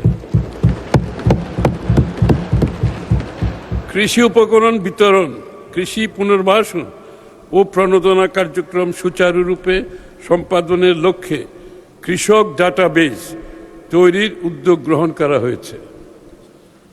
ডাটাবেজের মাধ্যমে সার্ভিস ডেলিভারিটা মাননীয় স্পিকার অনেক সহজ হবে। ইতিপূর্বে বিএনপি সরকার কর্তৃক প্রবর্তিত স্বেচ্ছাশ্রমে খাল খনন কর্মসূচি বাংলাদেশের একটি সফল সামাজিক আন্দোলনের নাম, যা মাননীয় প্রধানমন্ত্রী তারেক রহমান পুনরায় চালু করেছে। এই কর্মসূচির আওতায় সংশ্লিষ্ট অন্যান্য মন্ত্রণালয়ের পাশাপাশি কৃষি মন্ত্রণালয়ও ব্যাপক উদ্যোগ গ্রহণ করেছে। খাদ্য নিরাপত্তা। মাননীয় স্পিকার, বাংলাদেশ পৃথিবীর অন্যতম জনবহুল দেশ। এই বিশাল জনগোষ্ঠীর খাদ্য নিরাপত্তা নিশ্চিত করা অত্যন্ত কঠিন কাজ হলেও আমাদের সরকার এই বিষয়ে অঙ্গীকারাবদ্ধ। এই লক্ষ্যে সরকারি পর্যায়ে খাদ্যশস্য ধারণ ক্ষমতা বর্তমান 23.16 লক্ষ মেট্রিক টন হতে বৃদ্ধি করে আগামী 26-27 অর্থ বছরে 24,50,000 লক্ষ মেট্রিক টনে উন্নীতকরণের উদ্যোগ গ্রহণ করা হয়েছে। 25-26 অর্থ বছরে খাদ্যশস্য সংগ্রহের সংশোধিত লক্ষ্যমাত্রা 38.19 লক্ষ মেট্রিক টন, 38.19 লক্ষ মেট্রিক টন, যা 2026-27 অর্থ বছরে 41 লক্ষ মেট্রিক টনে উন্নীতকরণের পদক্ষেপ গ্রহণ করা হয়েছে। খাদ্য বান্ধব কর্মসূচির মাধ্যমে 55 লক্ষ উপকারভোগী পরিবারকে কর্মভাবকালীন 6 মাসে 15 টাকা কেজি করে প্রতি মাসে 30 কেজি চাল প্রদান করা হবে। সারা দেশে 1000-এর বেশি বিক্রয় কেন্দ্রের মাধ্যমে ভর্তুকি মূল্যে চাল ও আটা সরবরাহ রাখা হয়েছে।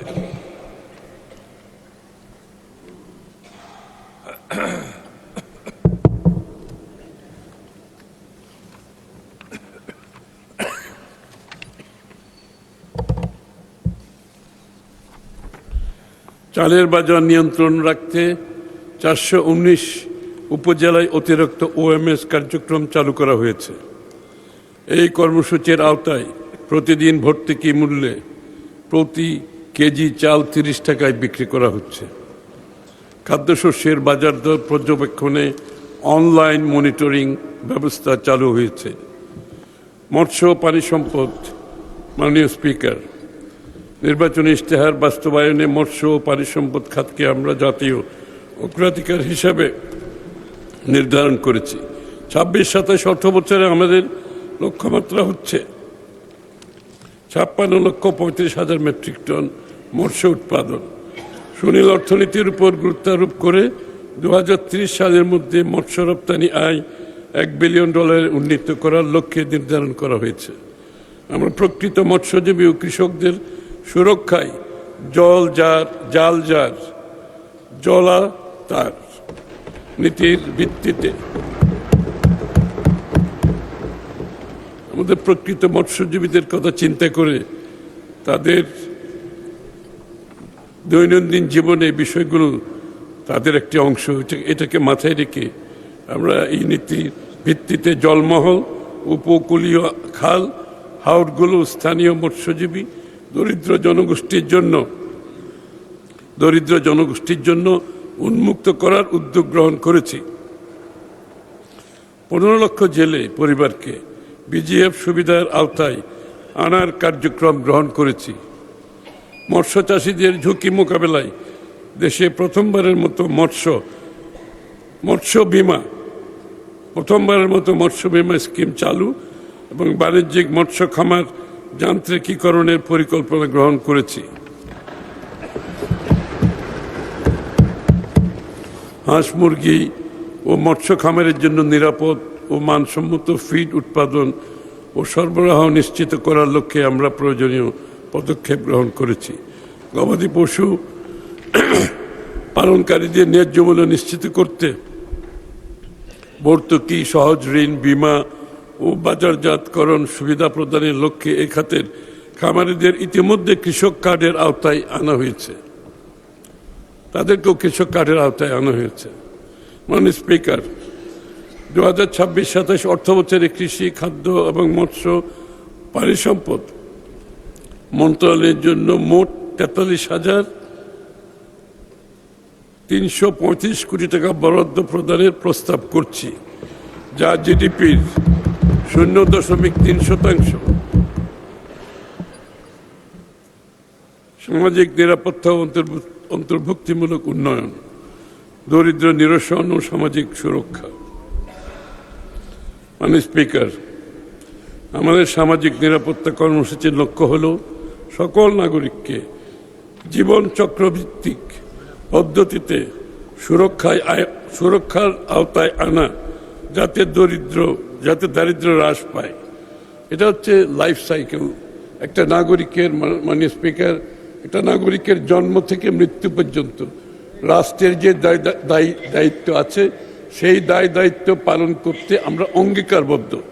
এজন্য এই যে লাইফ সাইকেলের ভিত্তিতে তাদের জীবনচক্র ভিত্তিক পদ্ধতিতে সুরক্ষার আওতায় আনা, যাতে দারিদ্র্য হ্রাস পায়, বৈষম্য কমে এবং অন্তর্ভুক্তিমূলক উন্নয়ন নিশ্চিত হয়। এই কাঠামোর মূল দর্শন হল অর্থনৈতিক ক্ষমতায়ন ও স্বনির্ভরতা, economic empowerment and self reliance অর্জন।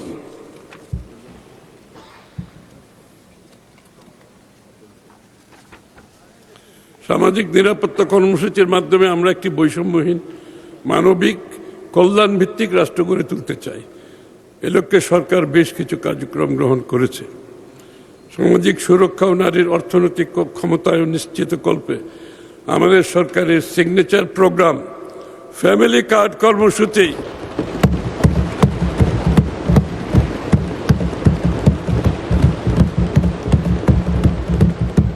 যার কার্যক্রম সরকার গঠনের 1 মাসেরও কম সময়ের মধ্যে মাননীয় প্রধানমন্ত্রী উদ্বোধন করেছেন। এর মাধ্যমে পরিবারের প্রধান নারী ব্যক্তি মাসে 2500 টাকা করে ভাতা পাবেন। 2020 সালের মধ্যে পর্যায়ক্রমে ফ্যামিলি কার্ড কার্যক্রম দেশব্যাপী বিস্তৃত করা হবে।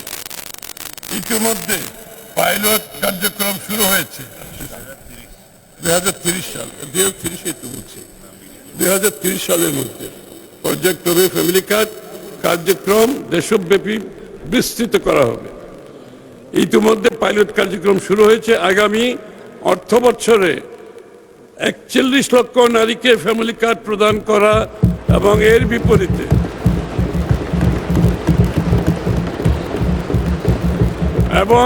বিপরীতে 14,500 কোটি টাকা বরাদ্দ প্রস্তাব করছি। বয়স্ক ভাতা, বিধবা ও স্বামী নিগৃহীতা ভাতা অব্যাহত রাখা হবে। 65 বছরের ঊর্ধ্বে সিনিয়র সিটিজেনদের জন্য ট্রেনে সম্পূর্ণ ফ্রি এবং মেট্রো রেলের ভাড়ার 25% ছাড় দেওয়া হবে।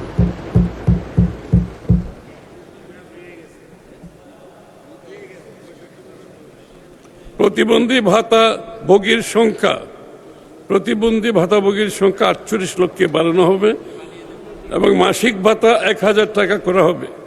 প্রতিবন্ধী শিক্ষার্থী ভাতার সংখ্যা 1 লক্ষে উন্নীত করা হবে। স্তরভেদে মাসিক ভাতা 1000 থেকে 1400 টাকা করা যাবে। মা ও শিশু সহায়তা কর্মসূচির আওতায় 18.95 লক্ষ 18.95 লক্ষ, আবার বলছি, মা ও শিশু সহায়তা কর্মসূচির আওতায় 18.95 লক্ষ মা ও শিশুকে মাসে 850 টাকা দেওয়া হবে।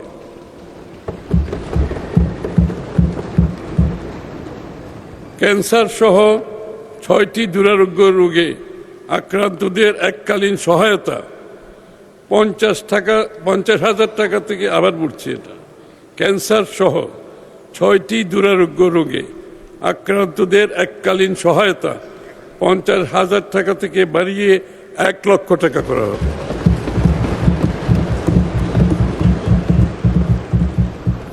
বেসরকারি কর্মীদের জন্য সর্বজনীন পেনশন ফান্ডের আওতায় অবসর গ্রহণকালে মোট অর্থের 30% গ্র্যাচুইটি হিসাবে প্রদানের সিদ্ধান্ত নেওয়া হয়েছে। সাধারণ মুক্তিযোদ্ধাদের মাসিক সম্মানী 20,000 টাকা অপরিবর্তিত থাকবে।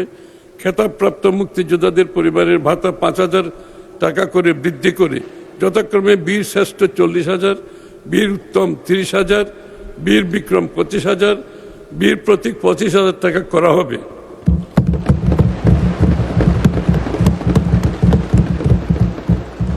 জুলাই গণ অভ্যুত্থানের শহীদ পরিবারদের মাসিক 20,000 টাকা এবং এ বি সি ক্যাটাগরিতে আহতদের যথাক্রমে 20, 15 ও 10,000 টাকা মাসিক ভাতা অব্যাহত থাকবে। সামাজিক নিরাপত্তা খাতে 26-27 অর্থ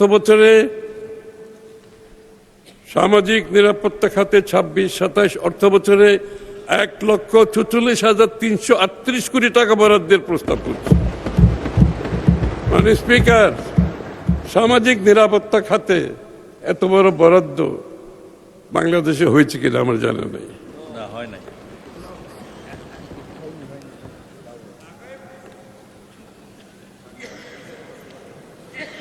বিদ্যুৎ, মানে স্পিকার, বিগত সরকারের অপরিকল্পিত বিদ্যুৎ ও জ্বালানি নীতি এবং এই খাতে সীমাহীন দুর্নীতি, লুটপাট, অব্যবস্থাপনা ও অনিয়মের কারণে বিদ্যুতের উৎপাদন ব্যয় বৃদ্ধি পেয়েছে।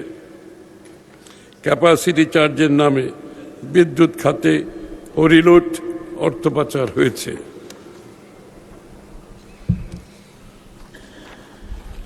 বিগত সরকারের সময়ে সম্পাদিত বেশ কিছু মেগা প্রকল্পে একতরফা বিতর্কিত শর্ত যুক্ত থাকায় বিদ্যুৎ আমদানি ও ক্রয়ে অতিরিক্ত ব্যয়ের বোঝা আমাদের উপর চেপে বসেছে। এখানে বার্ষিক ভর্তুকির পরিমাণ 40,000 কোটি টাকা ছাড়িয়ে গেছে। বর্তমানে দেশের স্থাপিত বিদ্যুৎ উৎপাদন ক্ষমতা 28,919 মেগাওয়াট আমদানি ও অনগ্রিড নবায়নযোগ্য সহ হলেও নিরবিচ্ছিন্ন ও মানসম্পন্ন বিদ্যুৎ সরবরাহ এখনও নিশ্চিত হয়নি। মানে স্পিকার, আমরা দায়িত্ব গ্রহণের পর বিদ্যুৎ খাতের উন্নয়নে সর্বোচ্চ গুরুত্ব প্রদানের পাশাপাশি বিদ্যুৎ উৎপাদন, সঞ্চালন ও বিতরণে স্বল্প, মধ্য, দীর্ঘমেয়াদী পরিকল্পনা গ্রহণ ও বাস্তবায়নের উদ্যোগ গ্রহণ করেছি। আমাদের উল্লেখযোগ্য উদ্যোগসমূহ হচ্ছে: বিদ্যুৎ খাতে দুর্নীতি ও অনিয়ম প্রতিরোধপূর্বক এই খাতের স্বচ্ছতা ও জবাবদিহি নিশ্চিতকরণ, বিদ্যুৎ খাতের দুর্নীতি ও অনিয়ম প্রতিরোধপূর্বক এই খাতের স্বচ্ছতা, জবাবদিহি নিশ্চিতকরণ, বিদ্যুৎ খাতের দুর্নীতির সাথে জড়িতদের চিহ্নিত করে ব্যবস্থা গ্রহণ সহ বিদ্যুৎ খাতে নিবিড় মনিটরিং করা হবে। অদক্ষ বিদ্যুৎ কেন্দ্রগুলোকে বন্ধ করা, প্রয়োজনীয় ক্ষেত্রে আধুনিকায়ন এবং লিস্ট কস্ট জেনারেশন পরিকল্পনা বাস্তবায়ন, ক্যাপাসিটি চার্জ ও বিদ্যুৎ ক্রয় চুক্তি পর্যালোচনার মাধ্যমে এই খাতে আর্থিক স্বচ্ছতা নিশ্চিতকরণ হবে। সঞ্চালন ও বিতরণ নেটওয়ার্কের পূর্ণাঙ্গ আধুনিকায়ন ও স্মার্ট গ্রিড উন্নয়নের মাধ্যমে সিস্টেম লস কমিয়ে সরবরাহের নির্ভরযোগ্যতা বাড়ানো হবে।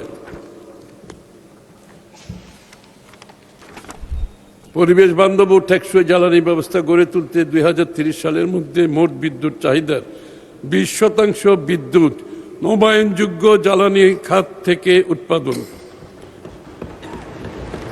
2030 সালের মধ্যে বিদ্যুৎ উৎপাদন ক্ষমতা 35,000 মেগাওয়াটে উন্নীতকরণ এবং সঞ্চালন লাইন 25,000 সার্কিট কিলোমিটার সম্প্রসারণ করা হবে। 2,400 মেগাওয়াট ক্ষমতার রূপপুর পারমাণবিক বিদ্যুৎ কেন্দ্রের মধ্যে প্রথম ইউনিট হতে জানুয়ারি 2027 নাগাদ 1200 মেগাওয়াট বিদ্যুৎ জাতীয় গ্রিডে যুক্ত করা হবে। আমরা বিশ্বাস করি উল্লেখিত উদ্যোগসমূহের সফল বাস্তবায়নের মাধ্যমে আমরা দেশে তুলনামূলক সাশ্রয়ী, নিরবিচ্ছিন্ন, পরিবেশ বান্ধব বিদ্যুৎ সরবরাহ নিশ্চিত করতে সক্ষম হব। জ্বালানি ও খনিজ সম্পদ, মাননীয় স্পিকার, ফ্যাসিবাদী সরকারের জ্বালানি খাতে দীর্ঘস্থায়ী ভুল নীতি, প্রাতিষ্ঠানিক অনিয়ম, অব্যবস্থাপনা, আমদানি নির্ভরতা জ্বালানি খাতকে গভীর সংকটে ফেলেছে। এ সময় শুধুমাত্র তরলীকৃত প্রাকৃতিক গ্যাস, এলএনজি এবং জ্বালানি তেল আমদানির উপর জোর দেওয়া হয়। দেশের নিজস্ব স্থলভাগ ও বঙ্গোপসাগরে গ্যাস অনুসন্ধানে জ্বালানি তেল রিফাইনিং মজুদ সক্ষমতা বৃদ্ধিতে উদ্যোগ গ্রহণ করা হয়নি।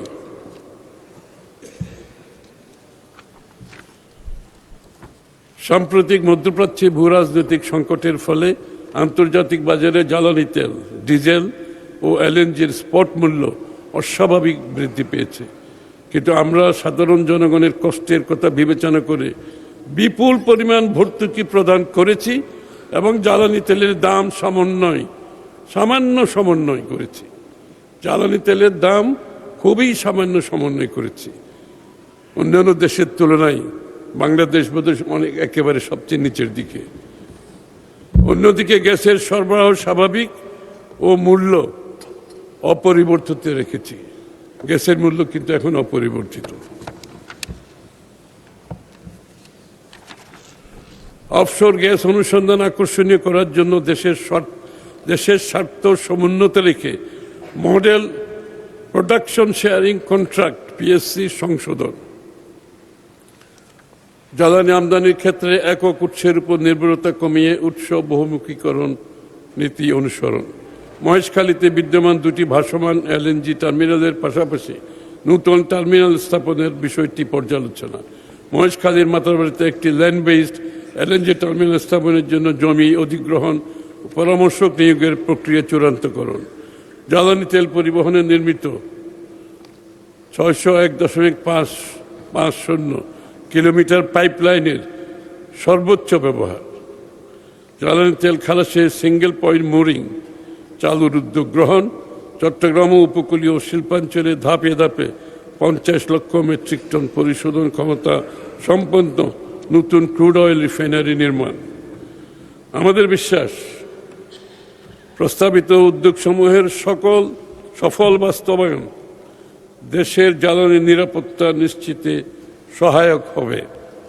বিদ্যুৎ ও জ্বালানি খাতের গুরুত্ব বিবেচনায় এ খাতে 2026-27 অর্থবছরে এই মন্ত্রণালয়ের অনুকূলে মোট 17,345 কোটি টাকা বরাদ্দের প্রস্তাব করছে।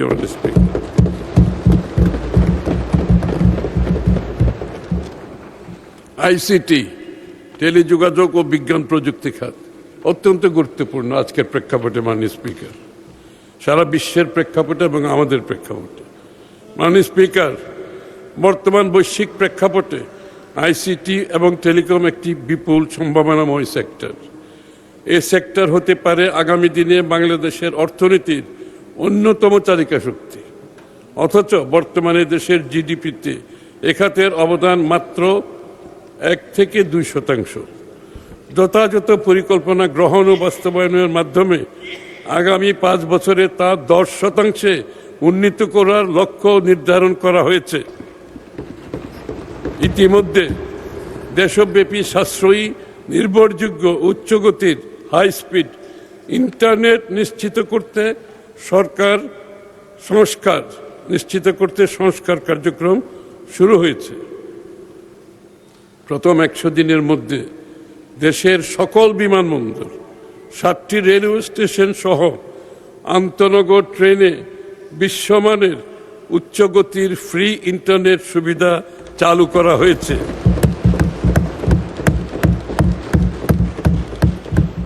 যার সুফল জনগণ ইতিমধ্যে পেতে শুরু করেছে। সরকার গত 4 মাসে 41 লক্ষ নতুন 4G মোবাইল সংযোগ এবং 4 লক্ষ উচ্চগতির ব্রডব্যান্ড সংযোগ প্রদান করেছে। এই খাতের টেকসই উন্নয়ন সমৃদ্ধি ত্বরান্বিত করার লক্ষ্যে সরকার নিম্নলিখিত গুরুত্বপূর্ণ উদ্যোগসমূহ বাস্তবায়ন করার উদ্যোগ গ্রহণ করেছে। আগামী 2 বছরের মধ্যে দেশের 90% জনগোষ্ঠীর কাছে 5G সেবা পৌঁছে দেওয়ার লক্ষ্যে সকল মোবাইল অপারেটর ও সংশ্লিষ্ট অন্যান্য অংশীজনদের সাথে নিয়ে কার্যক্রম শুরু হয়েছে।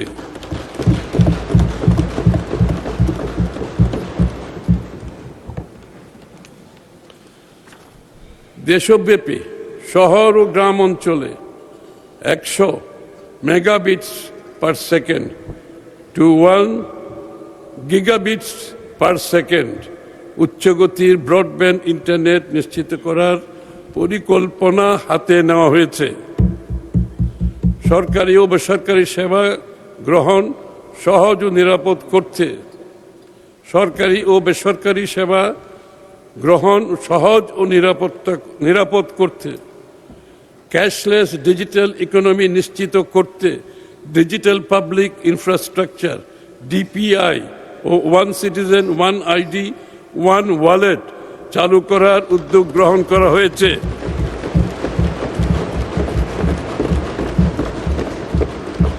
সেমিকন্ডাক্টর প্রযুক্তি খাতে সক্ষমতা বৃদ্ধির জন্য দেশ ও দেশের বাইরে বাংলাদেশের প্রযুক্তিবিদ ও উদ্যোক্তাদের সমন্বয়ে পরিকল্পনা গ্রহণ করা হয়েছে।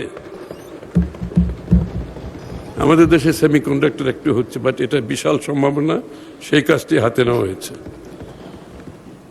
ব্যবসায়ী প্রযুক্তি উদ্যোক্তা সহ বেসরকারি খাতের অংশীজনদের সাথে নিয়ে সমন্বিত পলিসি, রেগুলেটরি ফ্রেমওয়ার্ক এবং সময় উপযোগী আর্থিক প্রণোদনার মাধ্যমে বাংলাদেশকে একটি শীর্ষস্থানীয় গ্লোবাল ইলেকট্রনিক্স ম্যানুফ্যাকচারিং হাবে রূপান্তর করার লক্ষ্যে সরকার ইতিমধ্যেই কাজ শুরু করেছে। মাননীয় স্পিকার, কৃত্রিম বুদ্ধিমত্তা এআই খুব একটা পপুলার ওয়ার্ড। এআই এখন ইলেকট্রনিক শিল্প এবং তরুণদের উদ্ভাবনী সক্ষমতাকে জাতীয় উন্নয়ন আধুনিকায়নের গুরুত্বপূর্ণ চালিকা শক্তি হিসেবে বিবেচনা করা হচ্ছে। সরকার কৃত্রিম বুদ্ধিমত্তা এআইকে দেশের উন্নয়ন ও আধুনিকায়নে একটি বড় সুযোগ হিসেবে গ্রহণ করেছে। এআই ব্যবহার করে স্মার্ট সিটি বিনির্মাণ এবং নাগরিক সেবাকে জনবান্ধব করা, শিক্ষা ব্যবস্থায় এআই অন্তর্ভুক্ত করার মাধ্যমে তরুণ প্রজন্মকে ভবিষ্যৎ কর্মক্ষেত্রের উপযোগী ও দক্ষ করে তোলার উদ্যোগ গ্রহণ করা হয়েছে। এটা বাংলাদেশের তরুণ প্রজন্মের একটা বড় ধরনের চাহিদা। এটাকে মাথায় রেখেই এই কার্যক্রমগুলো সরকার শুরু করেছে এবং খুব কম সময়ের মধ্যে ইনশাআল্লাহ সমাপ্ত হবে বলে আমি বিশ্বাস করি।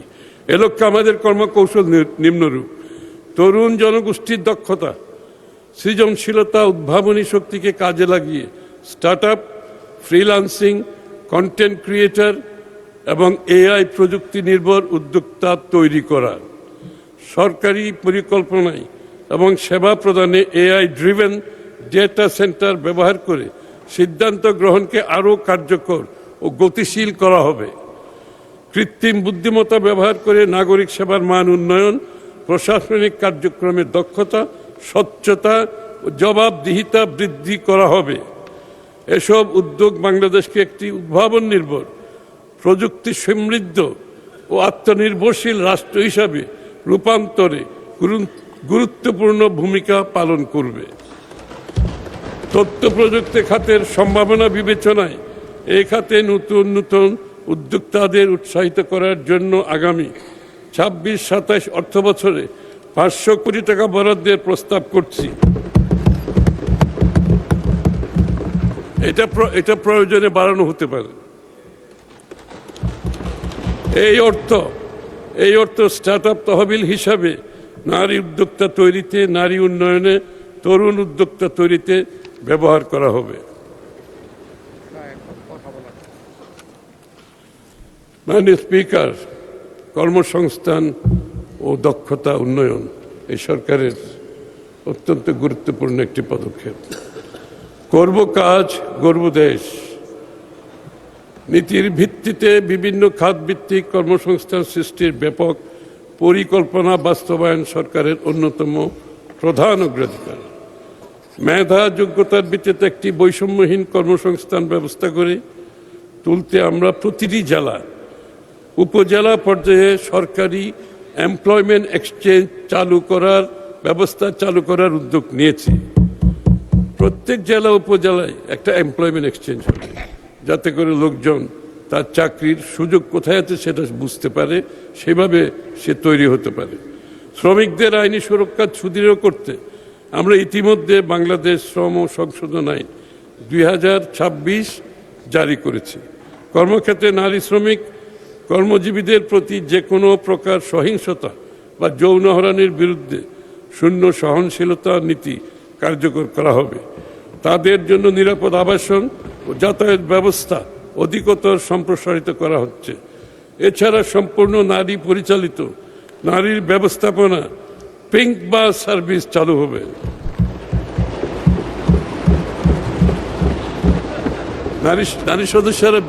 নারী সদস্যরা বেশি করে তালি দিচ্ছে, আবার তালি দেন ভালো করে।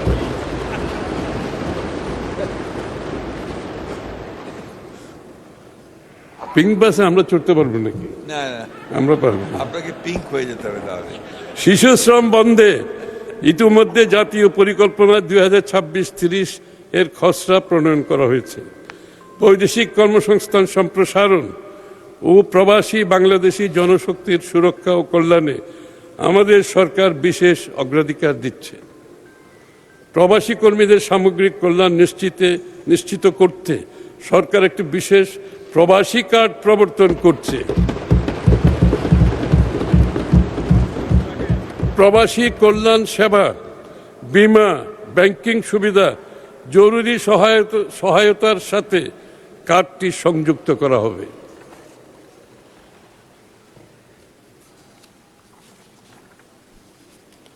বিকল্প শ্রমবাজার হিসাবে আমরা Russia, Portugal, Romania, Brazil, Greece, Serbia, north Macedonia এই দেশগুলোর সঙ্গে ইতিমধ্যে দ্বিপাক্ষিক চুক্তি স্বাক্ষরের উদ্যোগ গ্রহণ করেছি।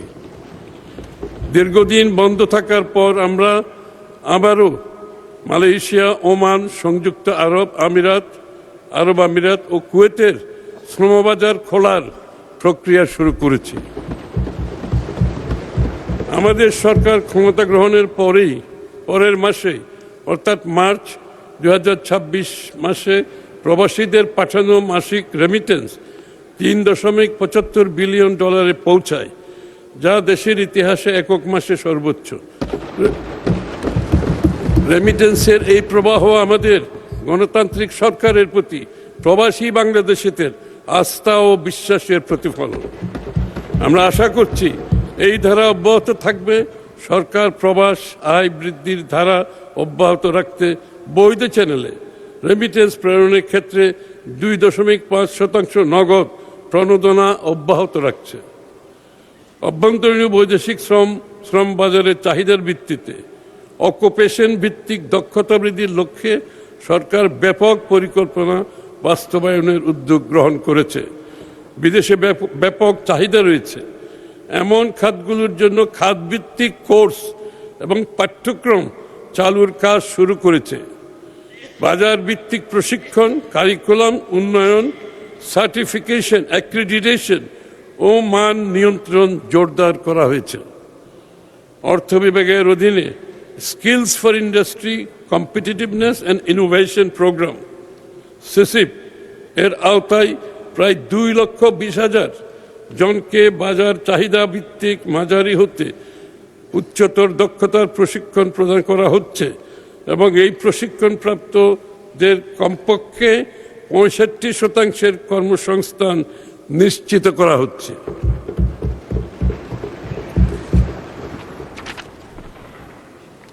মাননীয় স্পিকার, ক্রিয়েটিভ অর্থনীতির বিকাশ। আমাদের সরকারের নির্বাচনী অঙ্গীকার পূরণে ক্রিয়েটিভ অর্থনীতির উপর বিশেষ গুরুত্ব আরোপ করছি। আমাদের লক্ষ্য দেশের ক্রিয়েটিভ শিল্পের, ক্রিয়েটিভ ইন্ডাস্ট্রি বিশাল অর্থনৈতিক সম্ভাবনাকে উন্মুক্ত করার মাধ্যমে অর্থনীতির মূল ধারায় নিয়ে আসা এবং বাংলাদেশের জিডিপিতে এই খাতের অবদান 1.5% উন্নীত করা। এই খাতের টেকসই উন্নয়নে সরকারি, বেসরকারি ও এনজিও খাতের সমন্বিত কার্যক্রম গ্রহণে কর্ম পরিকল্পনা ইতিমধ্যে শুরু হয়েছে। এটা অনেকটা এগিয়ে গেছে ইতিমধ্যে। ক্রিয়েটিভ অর্থনীতি ভিত্তিক পণ্য চিহ্নিতকরণ ও ডিজাইন উন্নয়নের সরকার বিশেষ গুরুত্ব প্রদান করছে। দেশ জুড়ে আঞ্চলিক সৃজনশীল হাব গড়ে তুলতে 10 বছরের বিনিয়োগ ও সময়াবদ্ধ কর্ম পরিকল্পনা প্রণয়ন করা হচ্ছে।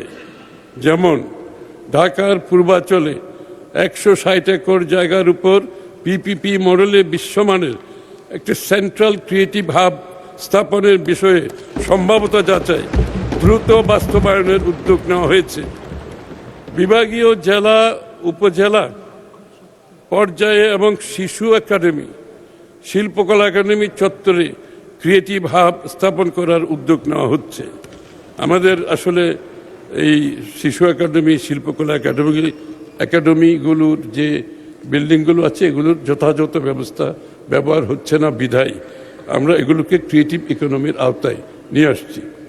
বিভিন্ন বিশ্ববিদ্যালয় ও স্নাতক পর্যায়ের কলেজ সমূহে ইনোভেটিভ হাব চালুর বিষয়ে কর্মপরিকল্পনা প্রণয়নের কার্যক্রম হাতে নেওয়া হয়েছে। বিশ্ববিদ্যালয় এবং কলেজগুলোতে সরকারের একটি গ্রাম একটি পণ্য, ওয়ান ভিলেজ ওয়ান প্রোডাক্ট উদ্যোগ বাস্তবায়নের অংশ হিসাবে ক্রিয়েটিভ অর্থনীতি ভিত্তিক পণ্য যেমন তাঁত শিল্প, মৃৎশিল্প, বুনন শিল্প, শীতলপাটি, শতরঞ্জি, কাঠের খেলনা, হাতে তৈরি গয়না, টেরাকোটা ইত্যাদি সহ আরো অনেক পণ্য চিহ্নিত করা হচ্ছে। ক্রিয়েটিভ পণ্যের উন্নয়ন ও নকশার মান উন্নয়নের জন্য দেশীয় ডিজাইনারদের সমন্বয়ে একটি ন্যাশনাল পুল অফ ডিজাইনার্স গঠন করা হচ্ছে। বিসিকের আওতাধীন নকশা কেন্দ্রকে আন্তর্জাতিক মানদণ্ড এর ভিত্তিতে আধুনিকায়ন ও আন্তর্জাতিক মানে উন্নীত করার লক্ষ্যে বিভিন্ন বিশ্ববিদ্যালয়, ফ্যাশন ইনস্টিটিউটগুলোর সাথে সমন্বয়ের মাধ্যমে একটি প্রকল্প গ্রহণ করা হয়েছে। অঞ্চলভিত্তিক সাংস্কৃতিক ঐতিহ্য, কালচারাল হেরিটেজ, ঐতিহ্যবাহী স্থাপনা, হেরিটেজ বিল্ডিং পুনরুদ্ধারের উদ্যোগ গ্রহণ করা হয়েছে। যেমন ঐতিহ্যবাহী হেরিটেজ স্থাপনা রেস্টোর করে আন্তর্জাতিক উৎসব আয়োজনের লক্ষ্যে প্রাথমিক পর্যায়ে 2-3টি থিমের উপর ভিত্তি করে 2টি পাইলট প্রকল্প বাস্তবায়ন করা হবে। হেরিটেজ রেস্টোরেশন ও আন্তর্জাতিক উৎসব আয়োজনের জন্য প্রয়োজনীয় কারিগরি দক্ষতা চিহ্নিত করা হচ্ছে। জাতীয় উৎসব, সাংস্কৃতিক উৎসব, আঞ্চলিক উৎসব ইত্যাদি বহুমুখী ঐতিহ্যমণ্ডিত কার্যক্রমকে অন্তর্ভুক্ত করে মাস ভিত্তিক, থিম ভিত্তিক জাতীয় আঞ্চলিক ক্যালেন্ডার প্রস্তুতের উদ্যোগ নেওয়া হয়েছে। এইসব উৎসবগুলোতে ইকোনমি জেনারেট করে এবং ব্যবসা জেনারেট করে, ইকোনমিও জেনারেট করে। আমরা পর্যটন খাতের উন্নয়নের মাধ্যমে ইকো ট্যুরিজম উন্নয়নে বিশেষ নজর দিচ্ছি। এ লক্ষ্যে সরকার নিম্নোক্ত কার্যক্রম গ্রহণ করছে। পর্যটন খাতের পেশাজীবীদের বিশ্বমানের দক্ষতা বৃদ্ধির লক্ষ্যে একটি আন্তর্জাতিক মানের বিশেষায়িত ট্রেনিং ইনস্টিটিউট স্থাপন করা হবে। রন্ধন শিল্প, কুলিনারি আর্ট সহ পর্যটন সংশ্লিষ্ট বিভিন্ন ট্রেডের প্রশিক্ষণকে আন্তর্জাতিক মানদণ্ডে উন্নীত করার লক্ষ্যে ইন্টারন্যাশনাল হসপিটালিটি বেঞ্চমার্ক নির্ধারণ করা হচ্ছে।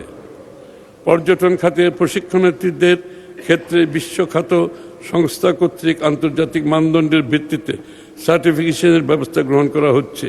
পর্যটন খাতের সামগ্রিক সম্ভাবনা, বৈচিত্র্য এবং আধুনিক ক্রিয়েটিভ থিমগুলোকে ক্রিয়েটিভ থিমস অন্তর্ভুক্ত করে একটি সময় উপযোগী সমন্বিত পর্যটন মহাপরিকল্পনা দ্রুত চূড়ান্ত করা হচ্ছে।